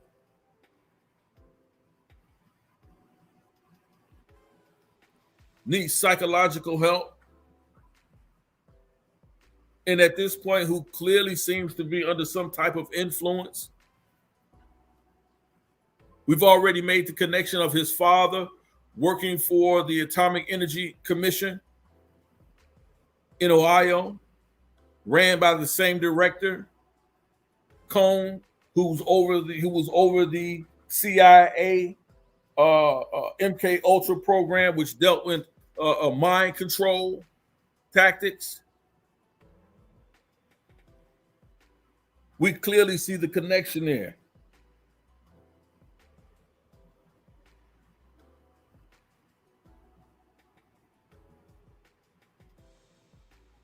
You see what I'm saying? So these are the things that we have to keep abreast of. Peace, Shankara, Bishop. Exactly, Afro-Asiatic. They feel the spirit of Joshua rising in our youth, but they cannot stop it. Hallelujah. They cannot stop it. So this is what I'm saying. These are the things that they see. So it's not a stretch for me to understand why the Black Hebrew Israelites are being mentioned and being demonized and being pointed to as being responsible for the assassination of Alberta Williams King during that time in 1974, because we clearly see this is when the group is coming now up at its height. It's growing in New York. The One West groups are growing. That radical black movement, militant movement, part of the Black Hebrew Israelites is now a growing sector, which now has is on the radar. They're on the map with the CIA and the FBI because it's a youth movement being developed there among the Black Hebrew Israelites. So to squash it and to discredit it and to put it down before they can see a rise or the next Black Messiah to come to fruition, they have to discredit it. So what do? They discredit it, just like what they said right here. Look, it says the goal of discrediting Black nationalism must be handled tactically in three ways. You must discredit those groups and individuals too. First, the responsible Negro community. Second, they must be discredited to the white community. And then watch this third one. The third, these groups must be discredited in the eyes of Negro radicals, the followers of the movement. This last area requires entirely different tactics from the first two. Publicity about violent tendencies and radical statements merely enhance black nationalists to the last group. It adds respectability in a different way. They had to put it down. They had to put it down. And so they had to turn the narrative of the black Hebrew Israelites against the Christians. And saying, see, Chenault said he hated Christians. You black Christians, he hates you black Christians, so he goes in and he shoots up some black Christians because he's a black Hebrew Israelite. He had to shoot up you black Christians. But they're telling you this is a part of their disinformation campaign. This is their whole point of doing this.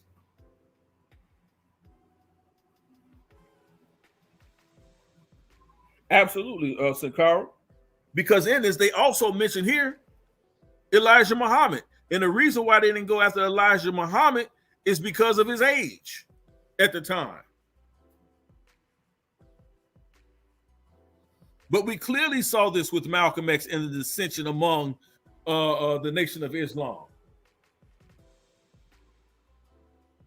We know these were CIA and COINTELPRO and FBI operatives. The two men that were accused of shooting Malcolm X were exonerated for it.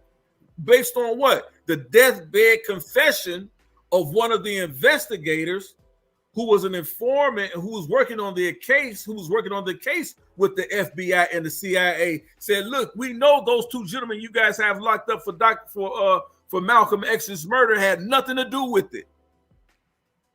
And they were released based on the deathbed confession of this white guy. So we know this is what they were doing.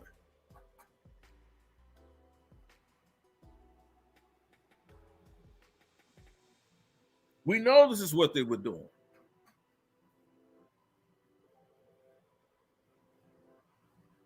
And so we have to understand, Dr. Reggie, when you put these things out, these disinformation campaigns out against the black Hebrew Israelites or Israelites in the community, that we're responsible for the death and the murder and the assassination of Alberta Williams King, you're not processing the information properly. You're not being honest. You're not even studying. You're not even reading. Your whole point is to do exactly what COINTELPRO does, and that's discredit any black militant movement or any black movement that stands up against the white establishment and the white hegemony in this country.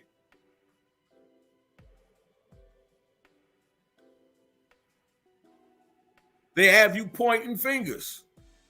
The Israelites pointing fingers at the Muslims pointing fingers at the Israelites pointing fingers at the Christians. Y'all all black. This is what they do.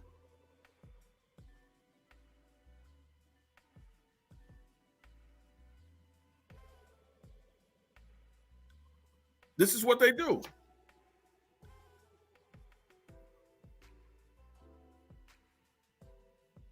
So we have to understand these things and stray away from these disinformation campaigns in the community. I want to get down to some of this, man, because some of this stuff is good. I want to read some of this as well. This is just a Wikipedia. Share my screen on that. Right. And then go and they talk about COINTELPRO, the route from the counterintelligence program that went from 1956 to 1971. And if anybody studies this whole COINTELPRO thing, you know that it even extended further beyond what they claim in 1971, right? It was a series of covert and illegal projects actively conducted by the United States Federal Bureau of Investigation. aimed at surveilling, infiltrating, discrediting, and disrupting domestic American political organizations. FBI records show COINTELPRO resources targeted groups and individuals the FBI deemed subversive, including feminist organizations, the Communist Party USA, anti-Vietnam War organizers, activists of the civil rights and Black Power movements, Martin Luther King Jr., the Nation of Islam, and the Black Panther Party, environmentalists and animal rights organizations, the American Indian Movement, the Chicano and Mexican American groups like the Brown Berets and United Farm Workers Independence movements, including Puerto Rican independence groups such as the Young Lords and the Puerto Rican Socialist Party, a variety of organizations that were part of the broader New Left and white supremacist groups such as the Ku Klux Klan and the far-right group National States' Rights Party. In 1971 in San Diego, the FBI financed, armed, and controlled an extreme right-wing group, former members of the Minutemen anti-communist paramilitary organization, transforming it into a group called the Secret Army Organization that targeted groups, activists, and leaders involved in the anti-war movement using both intimidation and violent acts. Let me do this one here. Beginning in 1969, leaders of the Black Panther Party were targeted by COINTELPRO and neutralized by being what? Assassinated, imprisoned, publicly humiliated, or falsely charged with crimes. Some of the Black Panthers targeted included Fred Hampton, Mark Clark, Zaid Shakur, Geronimo Pratt, Mumai Abdul-Jamal, and Marshall Conway. Common tactics used by COINTELPRO were perjury, witness harassment, witness intimidation, and withholding of exculpatory evidence, right? Things that could exonerate them when they were being falsely charged with crime, keeping information out that could set them free or exonerate them. FBI Director J. Edgar Hoover issued directives governing COINTELPRO, ordering FBI agents to expose, disrupt, misdirect, discredit, or otherwise neutralize the activities of these movements, especially their leaders. Under Hoover, the agent in charge, COINTELPRO, was William C. Sullivan. Attorney General Robert F. Kennedy, you'll see that, personally authorized some of the programs, giving written approval for limited wiretapping of Martin Luther King Jr.'s phones on a trial basis for a month or so. Hoover extended the clearance so his men were unshackled to look for evidence in areas of King's life they deemed worthy.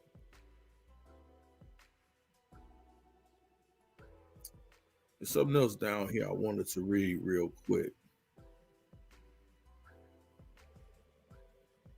Something else I wanted to read. Amidst the urban unrest of July-August 1977, the FBI began COINTELPRO Black Hate, which focused on King and the SCLC, as well as the Student Nonviolent Coordinated Committee, SNCC, which was a young people movement, the Revolutionary Action Movement, the Deacons for Defense and Justice, Congress of Racial Equality Corps, and the Nation of Islam. Black Hate established the Ghetto Informant Program, was an intelligence gathering operation ran by the FBI from 1967 to 1973. Its official purpose was to collect information pertaining to riots and civil unrest. Through GIP, the FBI used more than 7,000 people to infiltrate poor Black people. Wow. And instructed 23 FBI officers to disrupt, misdirect, discredit, or otherwise neutralize the activities of Black nationalist hate type organizations.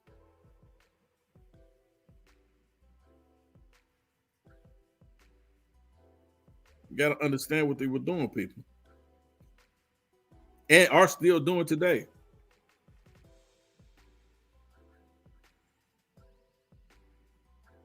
And that's COINTELPRO. I wanted to kind of get through some more of this, so let me go back.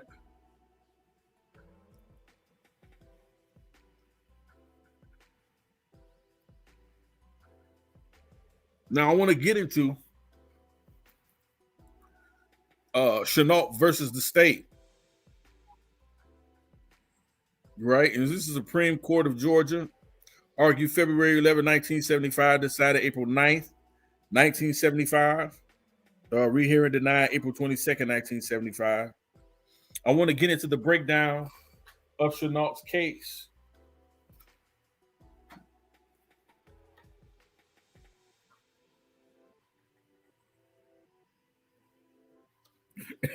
Exactly, said Carl. According to Dr. Richard's argument, he would have to include the comedics. Absolutely. Absolutely. But I want to get into Chenault's case, right? Because I really want to try to tie in these connections, right? So let's go here. Share this tab. Okay. So this is the Chenault versus state, right?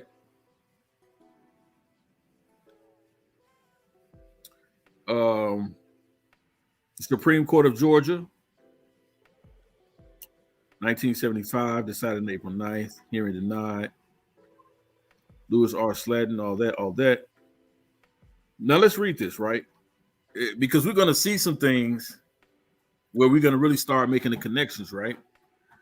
To Chenault, and as we did earlier, with his father working for the Atomic Energy Commission in Cleveland, in Ohio, which was ran by the former CIA director, James Cone, who was also over the CIA MK Ultra Mind Control program.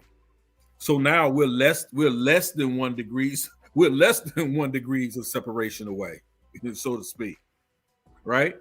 Between the Ultra MK program and Marcus Chenault. We're only 1 degree of separation away from making that connection. Watch this, family. This case is before this court by appeal for mandatory review of the death sentence imposed upon the appellant following his jury by trial. The appellant, Marcus Wayne Chenault, was indicted on July 9, 1974 by a Fulton County grand jury for the murders of Ms. Alberta King and Deacon Edwin Boykin, for aggravated assault for the shooting of Ms. Jimmy Mitchell, for carrying a pistol without a license, and for carrying a concealed weapon, all on June 30, 1974. Following a jury trial which began on September 9, 1974, the jury found that the appellant guilty on all charges on September 12, 1974, and imposed sentences of death on both counts of murder and 10 years in the penitentiary for aggravated assault to run consecutively with the death sentences. The trial judge sentenced the appellant to 1 year in the penitentiary on both misdemeanor pistol counts to run concurrently with all other sentences opposed, right? Factual situation. We're talking about the state's case, Chenault versus the state, right? This is a Supreme Court appeal. It says the state presented evidence. Shalom to you, Marquis the Samaritan. Shalom to you, family. The state presented evidence to establish the following. About 7:30 a.m. Listen, family, I want y'all to listen to this, right? Because we're going to connect this right here, right? That's why I wanted to go into his actual court case documents, right? So his Supreme Court case documents. So about 7:30 a.m. on the morning of June 30 of 1974, a taxi cab driver picked up Marcus Wayne Chenault, the appellant, at the bus station in Atlanta, Georgia. He asked to be taken to the Ebenezer Church, right? He was taken to the church. Chenault asked whether or not Mr. and Mrs. King, mother and father of the late Dr. Martin Luther King, attended Ebenezer Baptist Church Sunday. First of all, now we have one of our first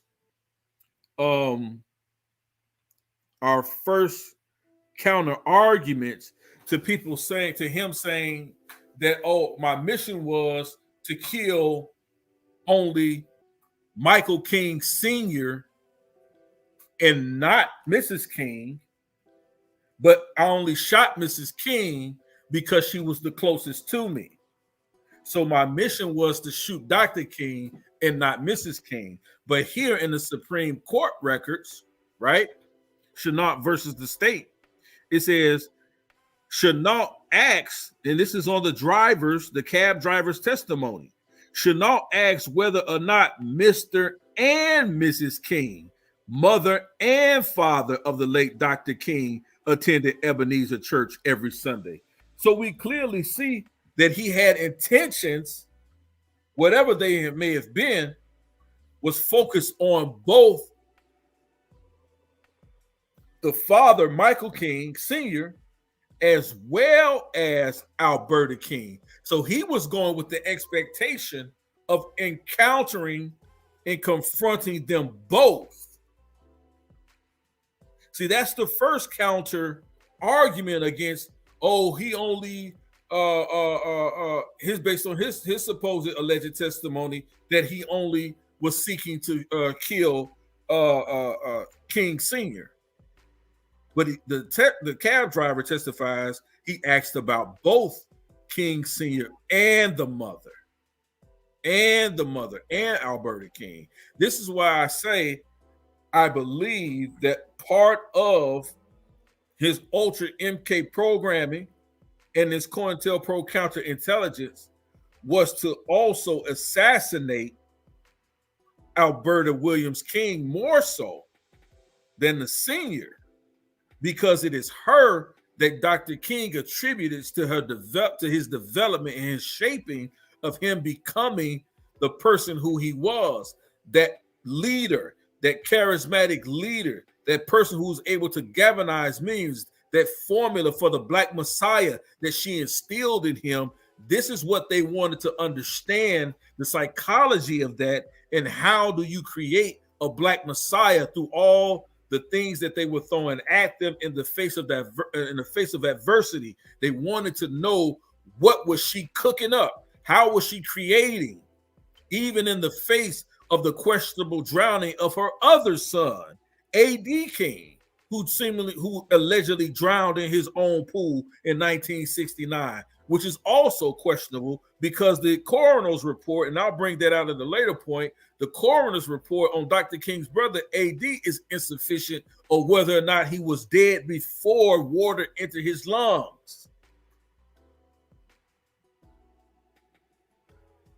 They believe, from my understanding in my research, they believe that Dr. Alberta Williams King had a formula for creating, and when I say formula, how to raise Black, intelligent, strong men that would stand up against the system. Her being an activist herself at a young age, how they would stand up against racism and white supremacy, becoming great leaders in their communities, having a love for their people. Right? So later that morning, around 9:30 a.m., another taxi cab picked up the appellant at a motel and took him to the church. Right? So here again, he says at 7:30 a.m. on the morning of June 30th, the day Alberta Williams King was assassinated, a taxi driver picked up Marcus Wayne Chenault, the appellant, at the bus station in Atlanta, Georgia. He asked if he could be taken to Ebenezer Church. He was taken to the church at 7:30 that morning. Chenault asked whether or not both Mr. and Mrs. King, mother and father of the late Dr. King, attended Ebenezer Baptist Church every Sunday. Right? That was at 7:30 that morning. Later that morning, around 9:30 a.m., another taxi cab picked up Marcus Wayne Chenault at a motel. So he left the church. He did some, and this is what I'm saying. He did some reconnaissance. This is a military tactic he's doing here. He went and did some reconnaissance to see if they would be there. His targets would be there at 7:30 that morning. He took a cab there to the church. He went actually to the church, according to the taxi cab driver. And then later on, another taxi cab driver 2 hours later says he picked up the appellant at a motel. So he goes to the church at 7:30 in the morning, does recon, look around the place, probably scoped it out, looked around, made sure that they were going to be attending that Sunday service. Then he leaves. Then he goes to where? A motel. And then another taxi cab driver picks him up at 9:30 at the motel and takes him to the church.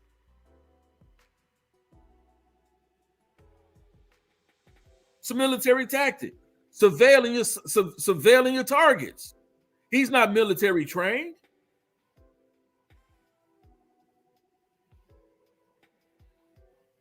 Watch this.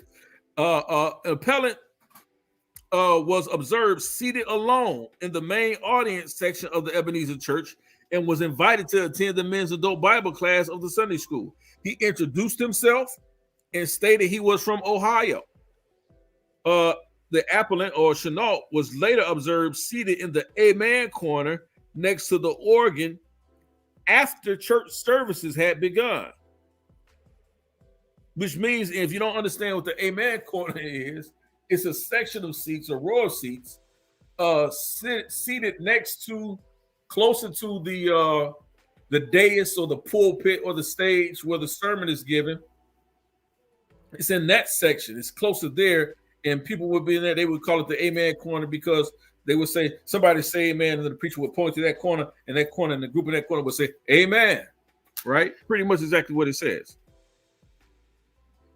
It says applicant was seated about 4 feet from the organ, and usher handed applicant Chenault a bulletin and exchanged greetings.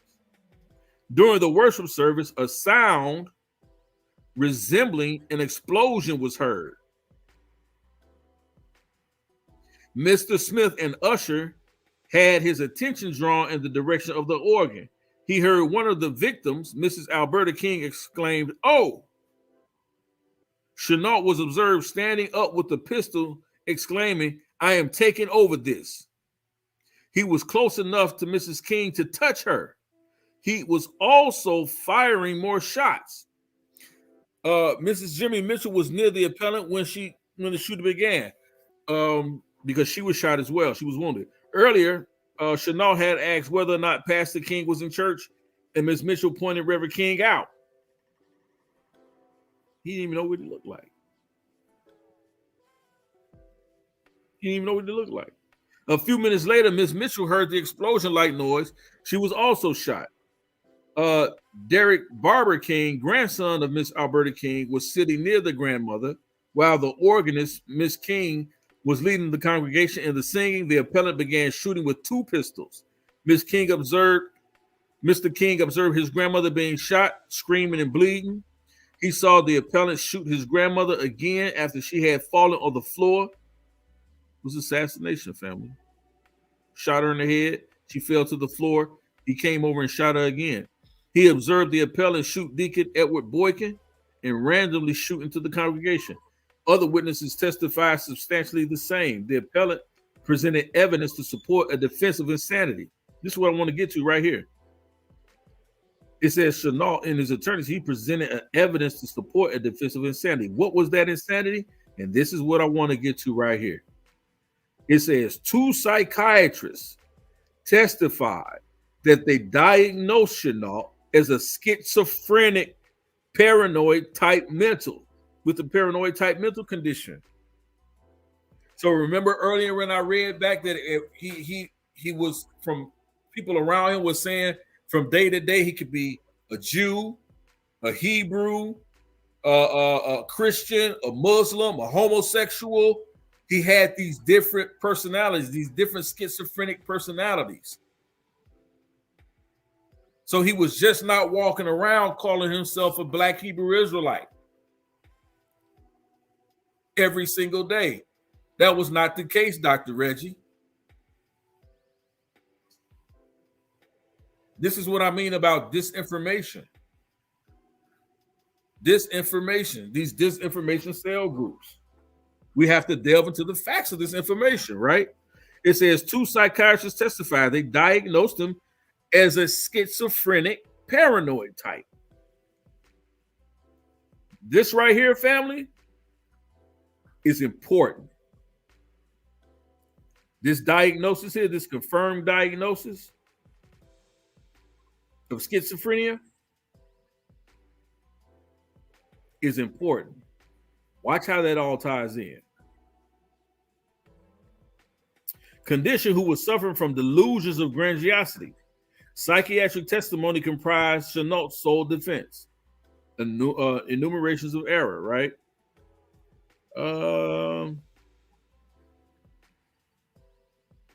Let's see. The appellant filed a motion to stay the indictment for the purpose of presenting evidence of the appellant's sanity to the grand jury before the grand jury returned an indictment of the appellant. Appellant or Chenault sought psychiatric examination by a competent physician and named the psychiatrist to perform the examination in his proposed order. The trial judge interpreted the motion to stay as a premature plea of insanity and properly ejected it under Code Section 27-1501, providing for special pleas and demurrers after an indictment is rendered. Excuse me. Shalakia. Appellant's motion for psychiatric evaluation was granted. After indictment, appellant filed no special plea of insanity. In the absence of a special plea of insanity, the trial court did more than was required by appointing psychiatrists for evaluation of a defendant, right? And they give the case law for that. It says appellant's plea of not guilty by reason of insanity.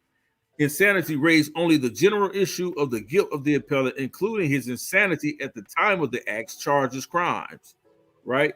The determination was submitted to the jury under proper instructions. We know that although the mental condition of the appellant was the principal matter relied on by the defense, the psychiatric experts, one of whom was requested by the defense, testified as follows. Dr. Loyalty Backus, assistant professor of psychiatry and director of the Law and Psychiatry Service for Grady Hospital, right? Remember, that's the hospital that Alberta King was taken to when she was shot, right? For Grady Hospital, testified July 9th, 1974, and July 26, 1974. He examined the appellant 5 times for a total of 7 hours. He also interviewed the appellant's parents for approximately 4 hours. Dr. Backus diagnosed the appellant as having a schizophrenic mental condition, paranoid type. He was said to suffer from delusion of grandiosity. Appellant never indicated that he was controlled by any forces. The prognosis of the appellant was deemed good, meaning that with treatment, the appellant has the capacity to function adequately in society. He testified that there are many people in society that might be classified as paranoid schizophrenics. Dr. Backus asserted that the appellant in murdering Mrs. Alberta King and Deacon Edward Boykin had a cognitive awareness of and the ability to appreciate the implications of his act. He knew right from wrong. The doctor did not indicate any delusion that compelled the appellant to commit murder. Dr. Backus also testified that the appellant was competent to stand trial, that he knew what a prosecutor was, what a judge was, what a defense lawyer was, and what a trial was, and what the consequences were. And it goes on and on and on talking about these different things. Here's another psychiatrist's report. Dr. Alfred's report read into evidence indicated that the appellant was suffering from a condition known as paranoid schizophrenia. 2 psychiatrists diagnosed him with paranoid schizophrenia, but was sufficiently free of mental defect, disease, or derangement as to be able to distinguish between right from wrong, was sufficiently free from mental defect, his ability to adhere to the right was not deprived. And this is important, right? And I'm going to show you why. Let's go back. Let's go back to our full presentation here, right? And see why that's important, right? We don't have to go through the summaries because we did do that.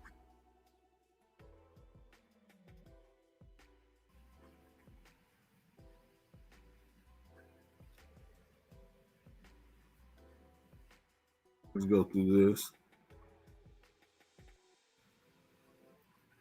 Let's deal with this right here.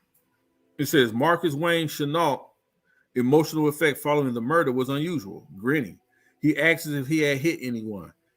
He had reportedly been dropped off at the church by people he knew in Ohio. So this guy, they called him a cab driver, but actually the people that were driving him around and dropping him off these places, these are people that knew him, knew who he was.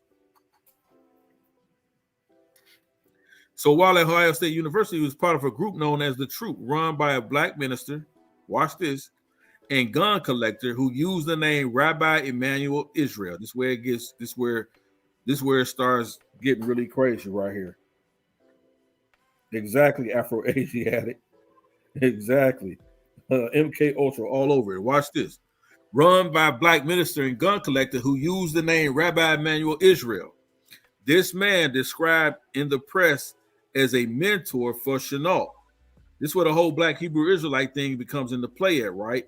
And you're going to see that this guy here, Rabbi Emmanuel Israel, this guy never existed. This is a character. This is a character playing a part, and I'm going to show you that, right?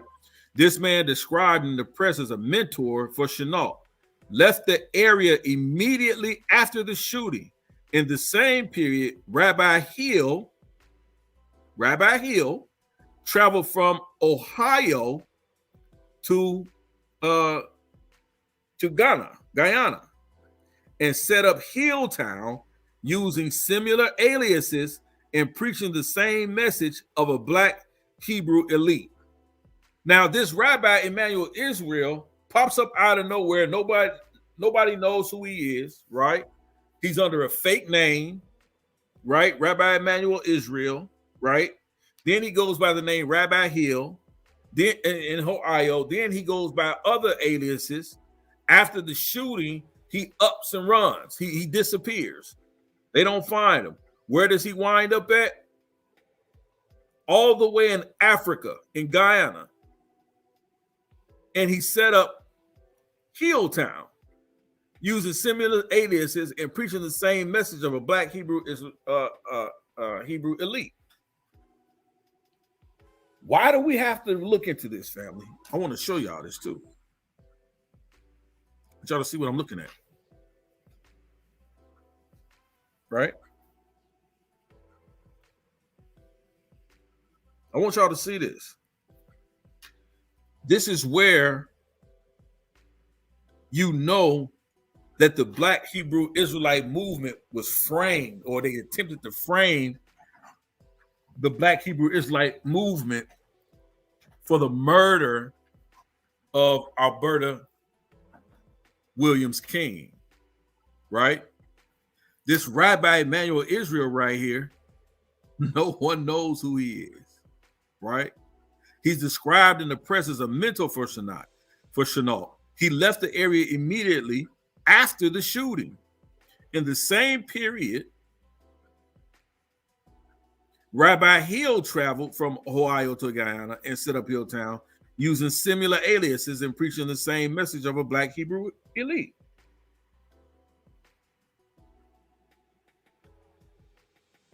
Something fishy going on here, family. This is all a cover up. This is all a setup. These are all plants. These are not black Hebrew Israelites. Dr. Reggie, all of this is a setup. It's a plant. It's a plant. Watch this. Chenault confided to CLC leaders that he was one of many killers who were working to assassinate a long list of black leadership.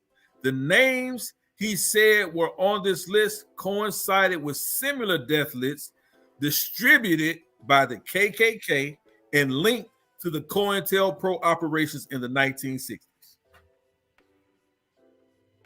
Come on, family. Where your research at, Dr. Reggie? I heard Garfield Can't Read say the other day that he's one of the great researchers in the community. Whatever, man. You're trash. Because you don't give the information as it is. But he also said Dr. Reggie is one of the great researchers. And Dr. Reggie does have some great, some things that I agree with, right? But when it comes to these things, when it talks about the black Hebrew Israelites, they all have this thing where they simply want to point the finger and they will lie and omit information to simply discredit the Bible, to discredit the Torah, to discredit those who subscribe to the black Hebrew Israelite paradigm. They will say anything. That's a disinformation cell group.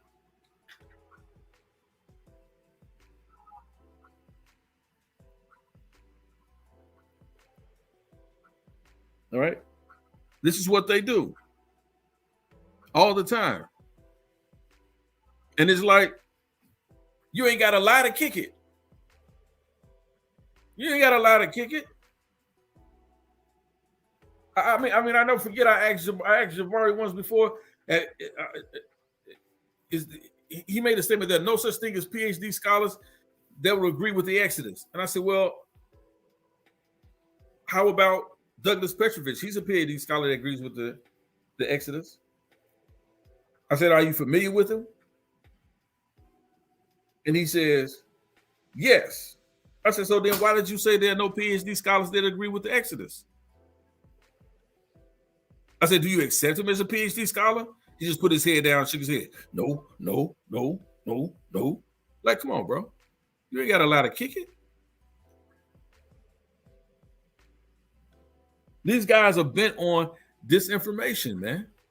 And it's out of control. It really is. It's out of control. But let me continue. But we clearly see that the same list that Chenault confided to the CLC, that there were many killers who were working to assassinate Black leadership. These were the same names and lists that coincided with similar death lists distributed by the KKK and that were linked to the COINTELPRO operations in the 1960s. Come on, family. Who's really behind the assassination of Alberta Williams King, Dr. Reggie? The Black Hebrew Israelites? Is that what you're arguing? We got to do better, family. If they wouldn't even reach that highest level of obtaining that, man, come on, man. It's crazy. I'm tying all this together. Let's go to this article. The CIA doctor, the work of Donald Ewan Cameron, from psychic driving to MK Ultra. The CIA doctor, the work of Donald Ewan Cameron, from psychic driving to MK Ultra. Now remember, we just looked at the Supreme Court renderings from Chenault versus the state. We had two independent psychiatrists state that Chenault was a paranoid schizophrenic. He suffered from schizophrenia. We just read that in the Supreme Court documents, right? Right? We also read earlier that his father, Chenault Sr., was an employee at the Atomic Energy Commission in Ohio, which was ran by former CIA Director James Cone, C-O-N-E, who was also over the MK Ultra program. So now, again, you have less than 1 degree of separation for Marcus Chenault, who assassinated and murdered Alberta William King,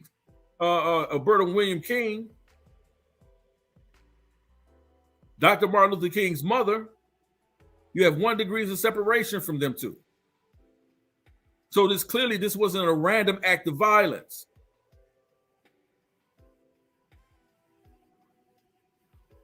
This was a CIA Ultra MK COINTELPRO assassination. Why? Because again, she had a formula on how to raise Black men to be Black messiahs.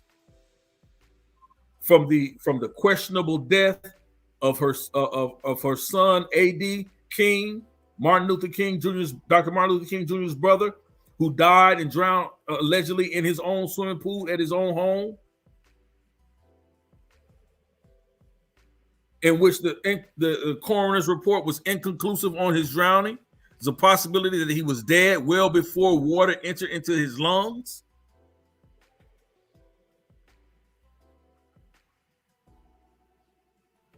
Now we have Chenault, who now is making this exaggerated claim that people around him who knew him said, look, he could be anything. He was changing identities on any given day. He was a Jew, he was a Christian, he was a Muslim, he was a homosexual, he was a black militant, black militant, a homosexual.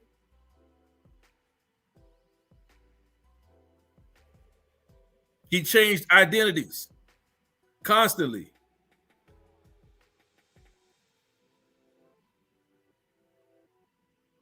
So this behavior was prominent among the people that knew him every single day of his life and who were around him.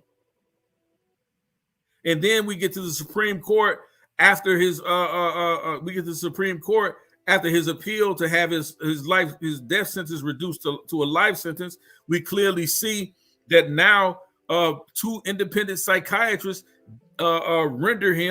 diagnose him as a paranoid schizophrenic. He's suffering from schizophrenia, right? So this is established now. So now what happens? We get to the CIA director, and we get into the bones of the work of Donald Ewan Cameron, from psychic driving to the MK Ultra program. Let's talk about it.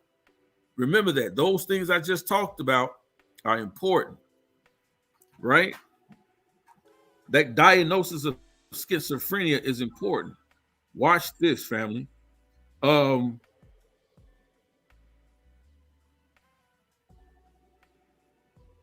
This is a research article just recently published. It says Donald Ewan Cameron is known as the Canadian psychiatrist behind the Montreal experiments, a series of brainwashing experiments. As part of a larger Central Intelligence Agency, CIA project known as MK Ultra, right? We know this to be a fact. This is not a conspiracy theory. We know this program was a fact. The CIA regarded these experiments as a potential military weapon during the Cold War. However, a closer look into Cameron's research and project MK Ultra shows that these experiments began long before Cameron was contacted by the CIA. Additionally, Cameron received funding for his experiments indirectly, so he was probably never aware the money was from the CIA. In this paper, I analyzed the published work of Dr. Cameron from the beginning of his career to his role in MK Ultra, and evaluate his own possible reasoning behind these experiments. Right? So let's get into it. Because I want y'all to understand what's going on here, right? So Donald Ewan Cameron is known for his brainwashing experiments at the Allen Memorial Institute in Montreal, which took place in the late 1950s and early 1960s.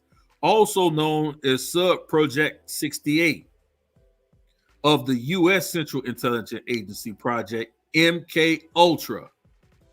These experiments played a significant role in the CIA's quest to harness mind control. There it is. The CIA's quest to harness mind control as a weapon during the Cold War. The most well-known narrative around Cameron is that of an accomplice to military torture, a man who sold his soul to the CIA and knowingly destroyed the lives of healthy patients. However, this may not be entirely accurate according to Cameron's published research. His theories of psychic driving began before he was even contacted indirectly by the CIA and originated as a possible treatment for mental disorders. Watch this, people. Throughout Cameron's career, much of his work was focused on searching for a cure for what? Schizophrenia, and his depattering treatments that devastated many lives began with the same goal. There it is, schizophrenia. What do we know? That two independent psychiatrists diagnosed Marcus Chenault with the assassin of Alberta Williams King, the mother of Dr. Martin Luther King Jr.? What did two independent psychiatrists diagnose him with? Schizophrenia. Schizophrenia. This was the thing that they looked for in these particular patients, and much cause, as we'll see later on, this experimentation of these people resulted in increased paranoia and schizophrenia. This doctor here, the one that controlled and helped to create the MK Ultra program, did what? He was searching for a cure for schizophrenia, and his depattering treatments that devastated many lives began with the same goal. They had a perfect test subject in Marcus Chenault, a perfect test subject. Moreover, the CIA officers communicating with the Cameron came to be from the Society for the Investigation of Human Ecology. So it is entirely likely that Cameron was never aware his research was intended to be used for military purposes.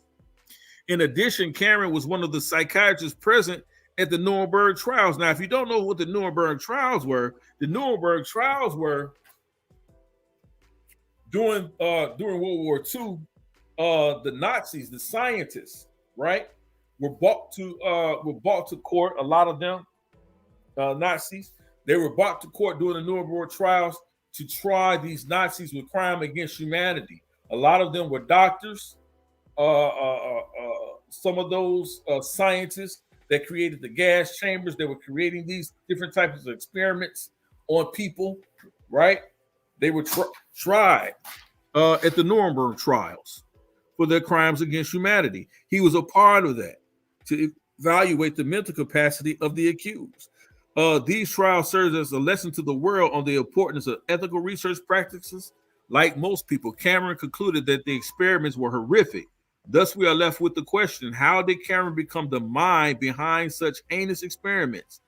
In this paper, I shall give an overview of Cameron's purpose research, right? Let me get down here into some of this, right? Watch this. Donald Ewan Cameron was born in Scotland, studied at the University of Glasgow, and lived in many different locations, including Maryland, USA, Switzerland, Manitoba, Canada, and Massachusetts, USA, in that order. In 1935, he published a book called Objective and Experimental Psychology, in which he emphasized the importance of rigorous knowledge of biology when studying psychiatry and heightened the effects of the environment of an individual organism, citing both British and European schools of psychiatry. I want to get down here right there. Here's another one. He worked as a researcher in Albany, New York for many years until the renowned neurosurgeon Dr. Wilder Penfield invited him to work at McGill University in Montreal, Canada. That's a very important place, family. In 1934, Cameron set up his research laboratory known as the Allen Memorial Institute in Ravenscrag, the mansion that formerly belonged to Sir Hugh Allen. Now, just a little tidbit here. If you study the Allen Memorial Institute in Ravenscrag, you'll know that in some references in comic books, I think even in the Marvel comic movies, they have this mansion that they call, or they have this place where they would take mutants to have these experiments on them, right? These gifted people, and do these heinous experiments on them. They would take them to this place called Ravenscrag or Ravenscrag. This is where they get that from. They took it right out the pages of history, right? And put it right into their fiction. So this is where they actually got that from, right? So moving on, it says, Dr. Cameron always believed in a strict scientific method. In his published work, he always stated his research question, clearly outlined the materials and methods, and explained the results. His earlier work in the 1930s covered various topics in psychiatry, including epilepsy, depression, anxiety, emotion, and psychotropic drugs, but he took a particular interest in schizophrenia. Cameron examined many potential treatments for schizophrenia, as well as the psychological differences between people with and without schizophrenia. In 1934, he published the paper, Heat Production and Heat Control in the Schizophrenic Reaction. Patients were placed in extreme heat, a room at 36 to 42 degrees Celsius for 1 hour, and their change in body temperature was measured. Response to cold was also measured. Patients were placed in a tub of cold water at 28 degrees Celsius for 12 minutes, with their temperature taken every 3 minutes. Participants' baseline body temperatures were measured, as well as body temperatures before and after ingesting food. Results showed that the average body temperature of schizophrenic patients was lower than that of controls, and it also fluctuated more. Schizophrenic patients responded more dramatically to extreme cold, but were no more affected by extreme heat than were controls.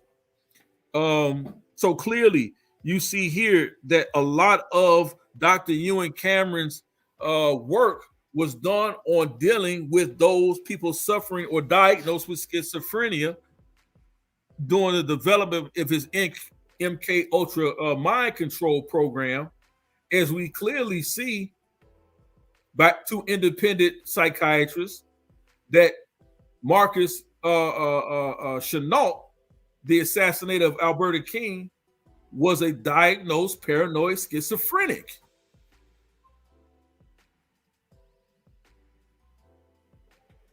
It says, according to Dr. Lehman, patients' insanity levels should be classified 1-4 or I-4, that's a DSM-V diagnosis, with 1 being normal and 4 being acutely unstable. Lehman classified Hess as psychotic and described him in having impractical ambitions, impulsive reasoning based on symbolism rather than logic, confabulation with a tendency toward the bizarre, as well as a rigid egocentric attitude, traits that point to schizophrenic personality disintegration. However, when Cameron examined Hess, he observed his symptoms of memory loss were inconsistent with those of a normal amnesia.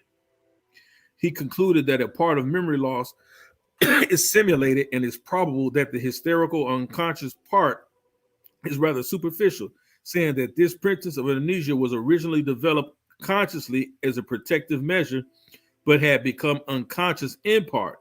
So he's saying that amnesia or memory loss of things or events or actions that these people who are diagnosed with schizophrenia are experiencing. This is the testimony that we have that the psychiatrists talk about that happened with Chenault. He didn't remember. Remember, the police asked him early on, I talked about when he was initially arrested for the murders, that they asked him, did he remember if he ever shot anyone? And he said, I don't know, maybe, did I? I don't know. He couldn't recall. He had severe memory loss, right? Clearly, they're saying here, these are symptoms of schizophrenia, right? And so we clearly see that connection here. Now, this is what I want to get to right here. The MK Ultra. During the Cold War in the 1950s, the possibility of a nuclear war in the Soviet Union was at such an existential threat that the CIA was determined to make use of the most powerful weapon that they could, the human mind. Mind control was not new to the CIA. In the early 1950s, Project Bluebird was already testing the waters. When Sidney Gottlieb, remember his name as well, when Sidney Gottlieb was hired to the CIA in 1951, his supervisor, Alan Dulles, instructed him to advance the field. Project Bluebird was expanded and soon became known as Project Artichoke, led by Gottlieb. In the early 1950s, the CIA believed that the Russians and the Chinese already had a handle on mind control techniques, citing brainwashing to explain their immense power over their citizens. Determined to keep up in the arms race, American researchers led by Gottlieb began experimenting with interrogation techniques and use of psychotropic drugs, much of which would now be classified as torture. After extensive research into mind control techniques, Gottlieb set out to establish a bigger, more ambitious program to discover the secrets of brain warfare. Once and for all, in 1953, Gottlieb's proposal was approved by Dulles, which was from then on known as MK Ultra. Throughout the search for the secret behind mind control, many people from different backgrounds were recruited, including Dr. James Hamilton, Dr. Robert Hyde, Dr. Louis Jolin West, who were all American psychiatrists. Hamilton worked at Stanford, and he became the researcher behind Subprojects 2, 124, and 140. Subproject 2 examined how synergistic activity of drugs can irradiate conscience completely, as well as ways to drug a person without their knowledge. That's funny because Jamie Foxx was just talking about this. He believes somebody tried to kill him. He's been in the hospital dealing with the medical issues. He said somebody drugged him without his knowledge. And I even laughed at myself at young Pharaoh when he made this claim the other day. He was being drugged without his knowledge. Subproject 124 tested whether inhaling carbon monoxide gas would induce a trance. Subproject 140 tested the psychological effects of thyroid hormones. High coordinated subprojects and on and on and on and on and on dealing with this. And I'm going to show you guys something else too, right? Watch this. Dr. Harris Isbell was an American pharmacologist who studied the effects of LSD, masculine psychomimic drugs that cause delusions, and even worked on the preclinical development of new drugs. Another recruit was Dr. Carl Pfeiffer, an American physician and biochemist who studied the presence in hallucinogenic drugs, right? And so we see they even use a part of this Ultra MK program, many different tactics, but it was psychologically based.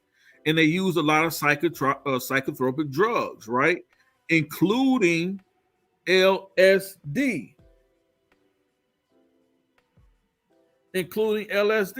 So they were giving people LSD to see how they respond to certain things.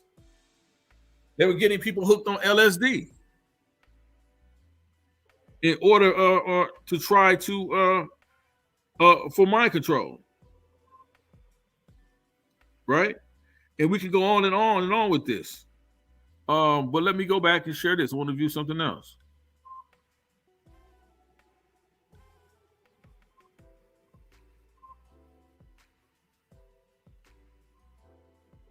I'm going to share something else.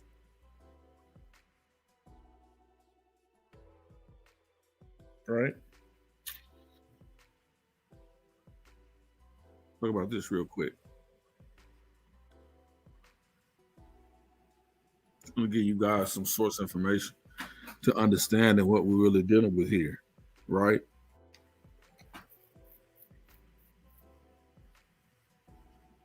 This is the no friend zone. So watch this. This is Project MK Ultra, the CIA's program of research and behavioral modification. There was a joint hearing before the Select Committee on Intelligence and the Subcommittee on Health and Scientific Research, Committee on Human Resources, United States Senate, 95th Congress, first session. This occurred in 1977. I want to go down. I think, to page 8.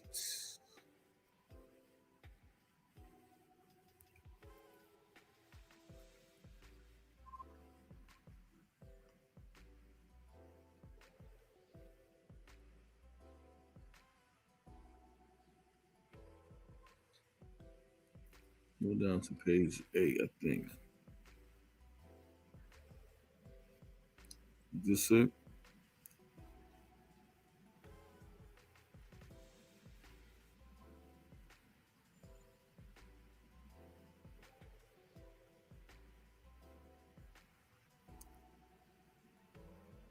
Here it is. And this is what I wanted to read. This is a prepared statement. A prepared statement of Admiral Stansfield Turner, Director of the Central Intelligence Agency.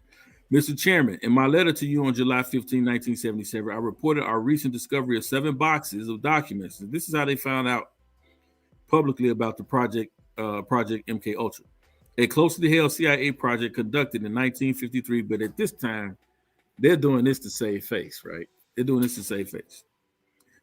As you may recall, MK Ultra was an umbrella project under which certain sensitive sub-projects were funded and involving other things, research on drugs, behavioral modification, right? And so even when and this is even takes us back to the influx of infiltration of cocaine into the black communities during the 80s. Some say they used it to raise funds and raise money for I believe fighting over in Grenada. But we clearly see similar actions here, right? It says Dr. Frank Olson was publicized. Dr. Olson, a civilian employee of the Army at Fort Detrick, leaped to his death from a hotel room window in New York City about a week after having unwittingly consumed LSD administered to him as an experiment at a meeting of LSD researchers called by the CIA. Most of what was known about the agency's involvement with behavioral drugs during the investigation in 1975 was contained in a report on Project MK Ultra, prepared by the Inspector General's Office in 1963. As a result of that report's recommendations, unwitting testing of drugs in U.S. citizens was subsequently discontinued.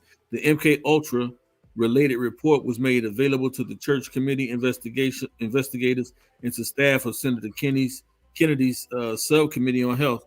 Until the recent discovery, it was believed that all of the MK Ultra files dealing with behavior modification had been destroyed in 1973 on the orders of then retiring Chief Office of the Central of the Technical Service with the authorization of the DCI. Has been previously reported almost all of the people who had any connection with aspects of the project which interested Senate investigators in 1975 were no longer with the agency at that time. Thus, there was little detailed knowledge of MK Ultra sub projects available to CIA during the Church Committee investigations. This lack of availability is more and more. So we clearly see that they were using drugs, LSD. Shalom. Peace to you, Principal Yahawah. Shout out to you, KLT. They were using psychedelic drugs, LSD. They admit this. So we know this MK Ultra mind control project was real. This is the no friend zone. No pseudoscience over here. And we're showing the connections between the CIA and the MK Ultra program, the 1 degrees of separation to Chenault, the assassination, because we know, just to recap, Chenault's father worked at the Atomic Energy Commission in Ohio, which was under the direction of former CIA director James Cone, who was also spearheaded the MK Ultra mind control program. We only got 1 degrees of separation from these guys. We also see that Dr. Cameron, right, one of the founding and leading scientists behind MK Ultra, right, his specific study was dealing with the psychology and the psychiatric paranoid schizophrenia, or schizophrenics. We also know that during his Supreme Court trial, Chenault had 2 independent psychiatrists who diagnosed him with paranoid schizophrenia, the perfect test subject for the MK Ultra program. Less than 1 degrees of separation, family. We already showed the discrepancies in his testimony.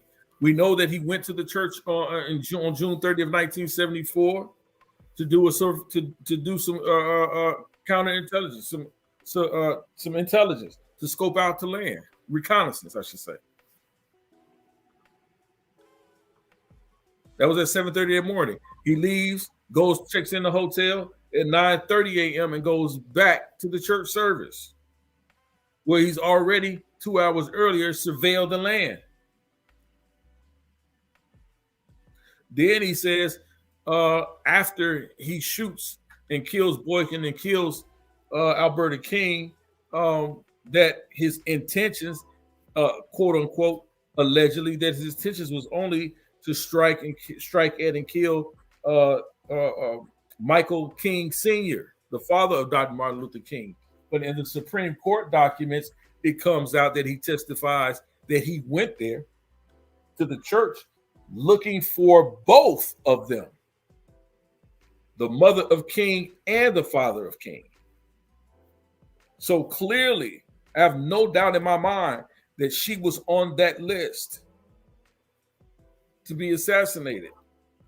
She was on that list. And as to prevent, and why was she on that list? As to prevent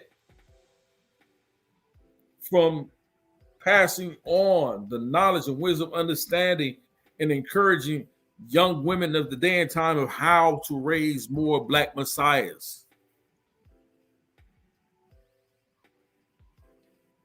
She had perfected that formula in her son, Dr. King.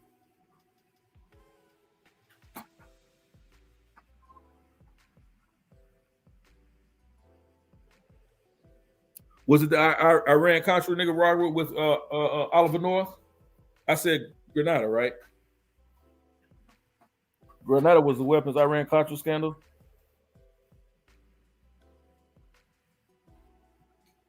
I phrase you had it. They flooded the streets of New York, from New York to California, with cocaine. The CIA did to raise money to buy guns, to fund that war that they did not win.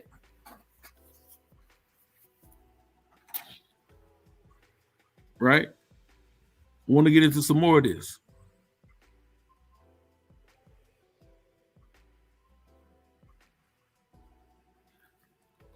This is the CIA's and FBI's connection, because some people are saying, well, isn't the MK Ultra program, isn't that the CIA program and not the FBI program? When it was the FBI that was surveilling them, isn't COINTELPRO a part of the FBI's program? COINTELPRO was headed by the FBI, but the MK Ultra program was also used by the FBI.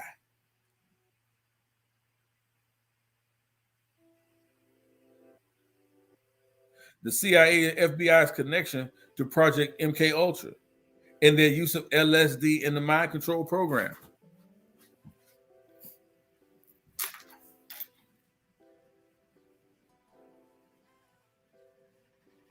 See if we can see some of this a little bit. It says MK Ultra CIA's Project FBI files. MK Ultra CIA's Project FBI files. FBI files on Sidney Gottlieb. Remember, we just read about him? One of the founders of the MK program, right? The FBI had a file on them. George Hunt White and Dr. Frank Olson. We just read about them. Persons related to the CIA's Project MK Ultra. In the 1950s and 60s, the CIA engaged in extensive programs of human experimentation using drugs and other psychological means in search of techniques to control human behavior for counterintelligence and covert action purposes. We know they were attempting to prevent the rise of a Black Messiah. We know that we're attempting to go after Dr. King, Malcolm X, Elijah Muhammad, peace be upon him. They were going after Angela Davis, Assata Shakur. They were targeting these people.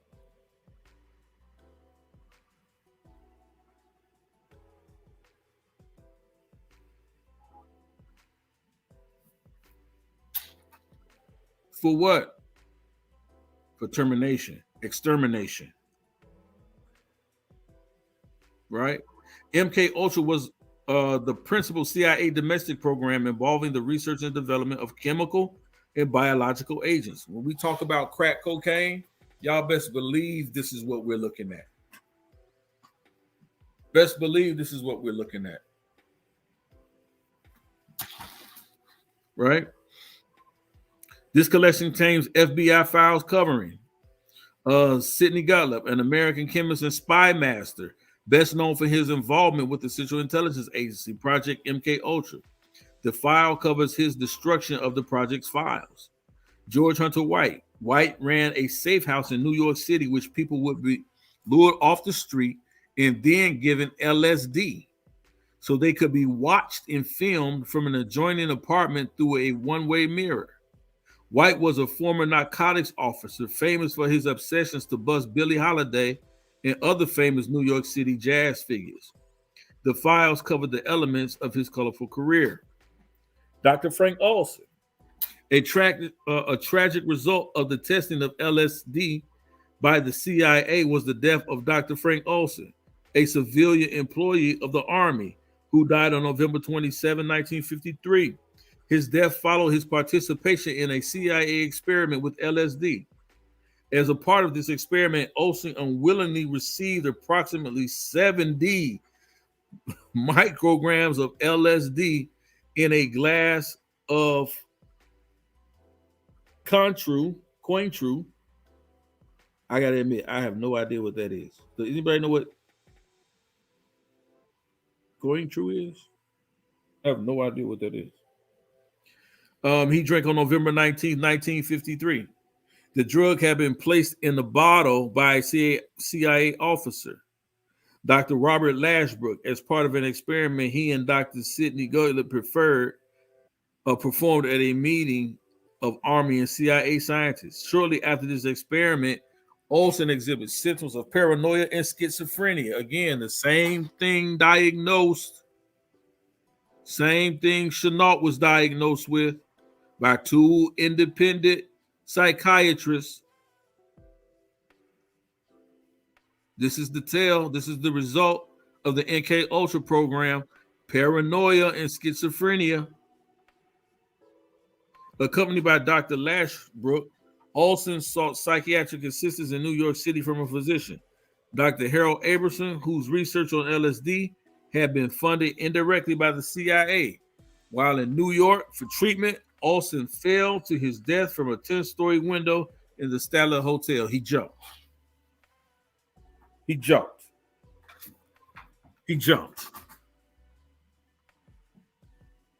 So again, when we listen to these disinformation cell groups out here, especially over on the HOK and other platforms, Dr. Reggie, when you talk about Black Hebrew Israelites have to answer for the death of Alberta Williams King because apparently Chenault claimed to be an Hebrew Israelite, again, your information is to a point where it's questionable. Because you have to go into the fact of the information and the documents that are available, which was easy to find if you really wanted to put out true information. But simply wanting to bang on Hebrew Israelites doesn't do the community a disservice when you leave out the most important things, when you're dealing with COINTELPRO, when you're dealing with MK Ultra, when you're dealing with psychology and psychology, psychiatry illness. The government's plan to squash the whole Black Messiah or Black militant or Black revolutionary movement, the Mau Mau. They were looking to destroy any semblance or any idea of it. So you come to us, Dr. Reggie, with these talking points or with this disinformation. This is the same type of information, and you're not the only one. Garfield does it all the time. These guys do this all the time. Shaka almost does it all the time. But I hear Garfield can't read talk about how well of a researcher he is and how great of a researcher. As a matter of fact, Shaka almost claims to be one of the great researchers of our time. How so, sir? When your information is flawed and skewed and full of confirmation bias. You're not dealing with the facts. Let's deal with the facts. No fringe scholarship, no fringe theories, no pseudoscience, no conspiratorial theories with unfounded information, something you just made up. No way to connect the dots. You're taking one giant leap to the next.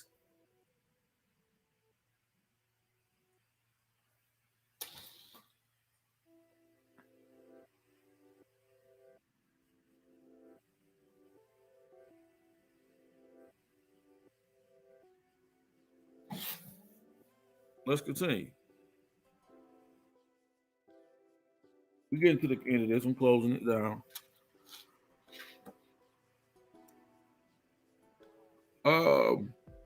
Let's deal with the McGill Tribune. Right? And this deals with the McGill Tribune.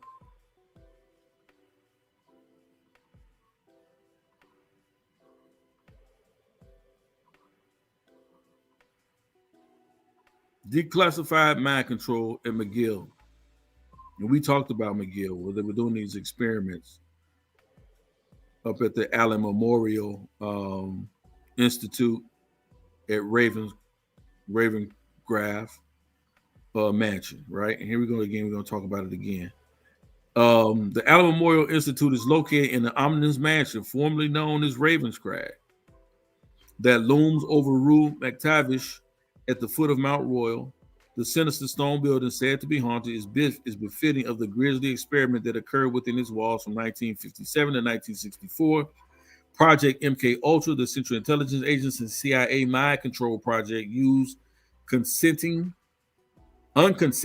we get that right, unconsenting patients to test the effects of sensory deprivation, LSD, electroshock therapy, and other methods of controlling the human psyche. Although it may sound like something out of a dystopian sci-fi novel, these experiments were conducted at McGill with devastating effects on the patients involved. Project MK Ultra was a large-scale attempt by the CIA to research behavioral modification and the effects of certain drugs and psychological treatments on the human mind. It consisted of 144 different sub-projects related to the control of human behavior. 144 ways to drive you crazy. That's what they figured, and that's crazy. Which were carried out in 89 different institutes. Wow, that's massive. That's massive. They were literally trying to control the mind of the masses. And I think this whole COVID-19 outbreak, to see how we would respond to it, was also a part of one of these projects that are still going on today. That's just my assessment. I don't have any proof of that, but that's what I see. To see how we would respond.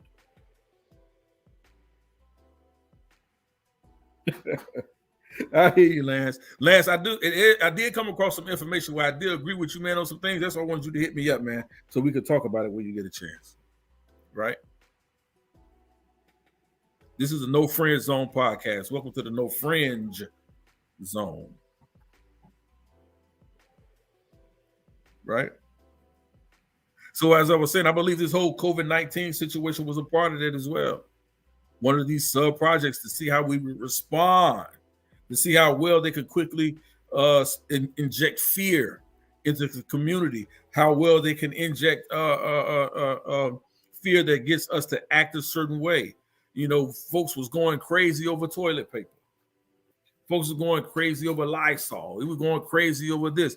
How they watched us respond to these certain things. And I felt like they just sat back and they laughed. All the while, with these experimentations on these viruses that have been around for years, watching people die, killing off people who they deemed that weren't important. And remember, these were most of the people that were affected by it were elderly. Another disinformation campaign. Depopulation campaign. Right? But again, I have no proof of that. This is the No Fringe Zone. No Fringe scholarship here. But the experiments with the e-subject very in both their purpose and techniques, but many, including those undertaken at McGill, involved invasive and unethical research on unwitting human subjects. So they was doing this stuff without these people's knowledge. And you know they've always done this, right? Injecting, syphilis virus into black men down in Tuskegee.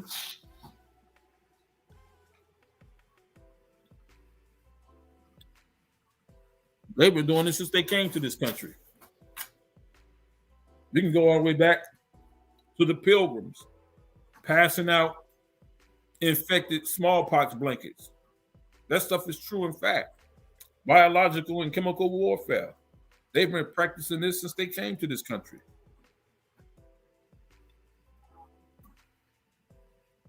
They never forgot how those infected smallpox blankets wiped out millions in the population of American Indians or Native Indians in this country. They haven't forgotten that. They've been trying to recreate it ever since. Why? Because they were able to capture and control this land.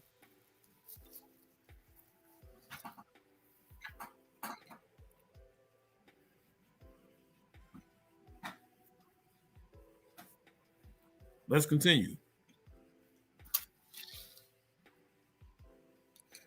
The events of the Project MK Ultra, Shalaki, are cloaked in mystery. Is almost all of the records of the project were destroyed in 1973 by Richard Helms, the director of the CIA at the time. We go down here. Media outlets in the 1960s and 70s jumped on the story when it was revealed, sensationalizing the facts. This, combined with the few records that are still in existence, make the truth surrounding MK Ultra murky. Despite the shrouded nature of the project and the hazy details around it, it is certain that unethical experiments were performed at many institutions, including McGill University. Here's a picture, man. This Ravens Crag, man. Don't that look like those scary places they be showing, man, in these movies? In these Marvel movies, man, when they be hiding in these old matches, they be experimenting on people. That's where they got this from. With art imitates life. I know they said it in reverse, but here.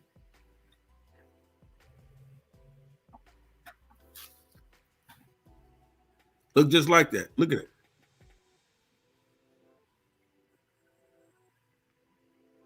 The CIA seeks key to mind control.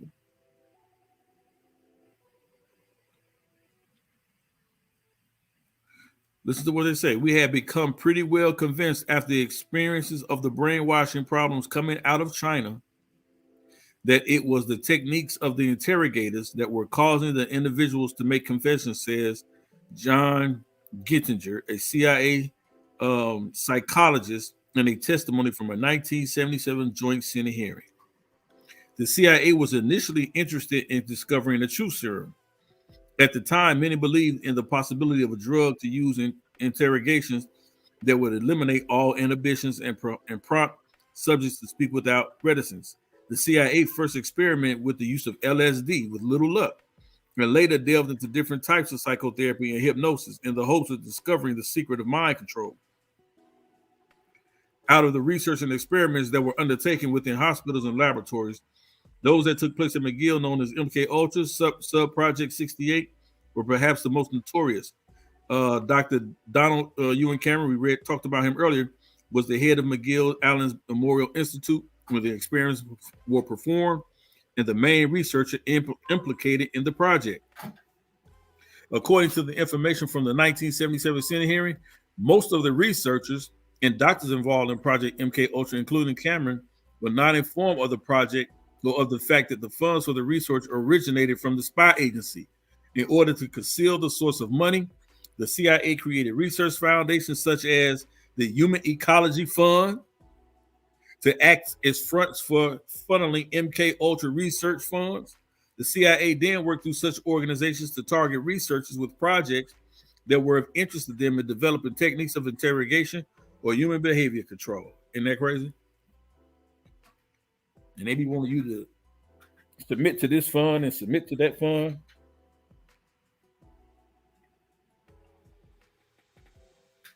Right?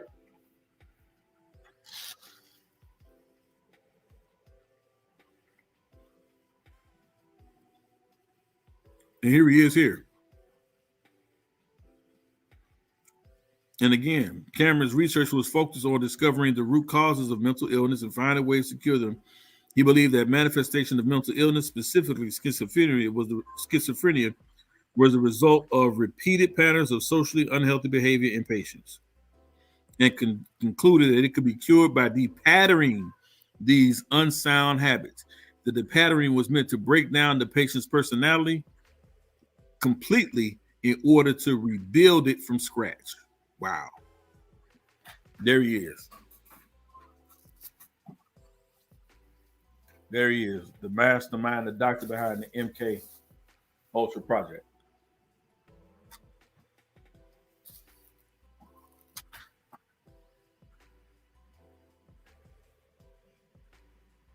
And here's what I wanted to show you. According to the Canadian government, approximately 80 patients at the Allen Memorial Institute underwent depatterning. The treatment involved putting patients into a prolonged period of sleep for several days through the administration of barbiturates, drugs that depress the central nervous system, and LSD. This was followed by massive doses of electric shock therapy over the course of several weeks, ultimately reducing patients to a childlike state.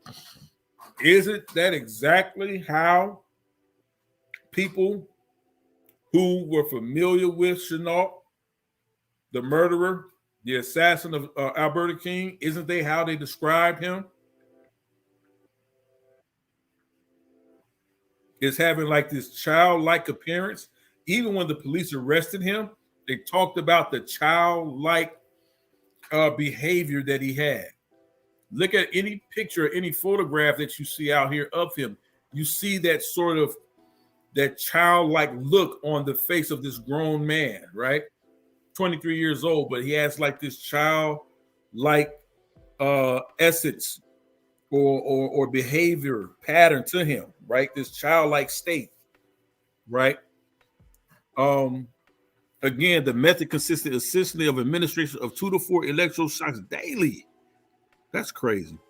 To the point where the patient developed acute confusion, disorientation, and interference with learned habits of eating and bladder and bowel control. Cameron wrote in an article published in the Journal of Comprehensive Psychiatry in 1962, the patient might also show loss of a second language or all knowledge of his marital status. Jeez. Once patients' brains were depatterned, Cameron believed that they could be retaught proper forms of interaction and behavior. This practice, which Cameron dubs psychic driving, involves subjecting patients to repeated audio recordings in order to reinforce positive messages within their minds. Now, what was stopping them from having him listen to things about hating Christians and about killing and murdering people? If their intentions was to break him down, and they were successfully in breaking people down where they can rebuild them back up.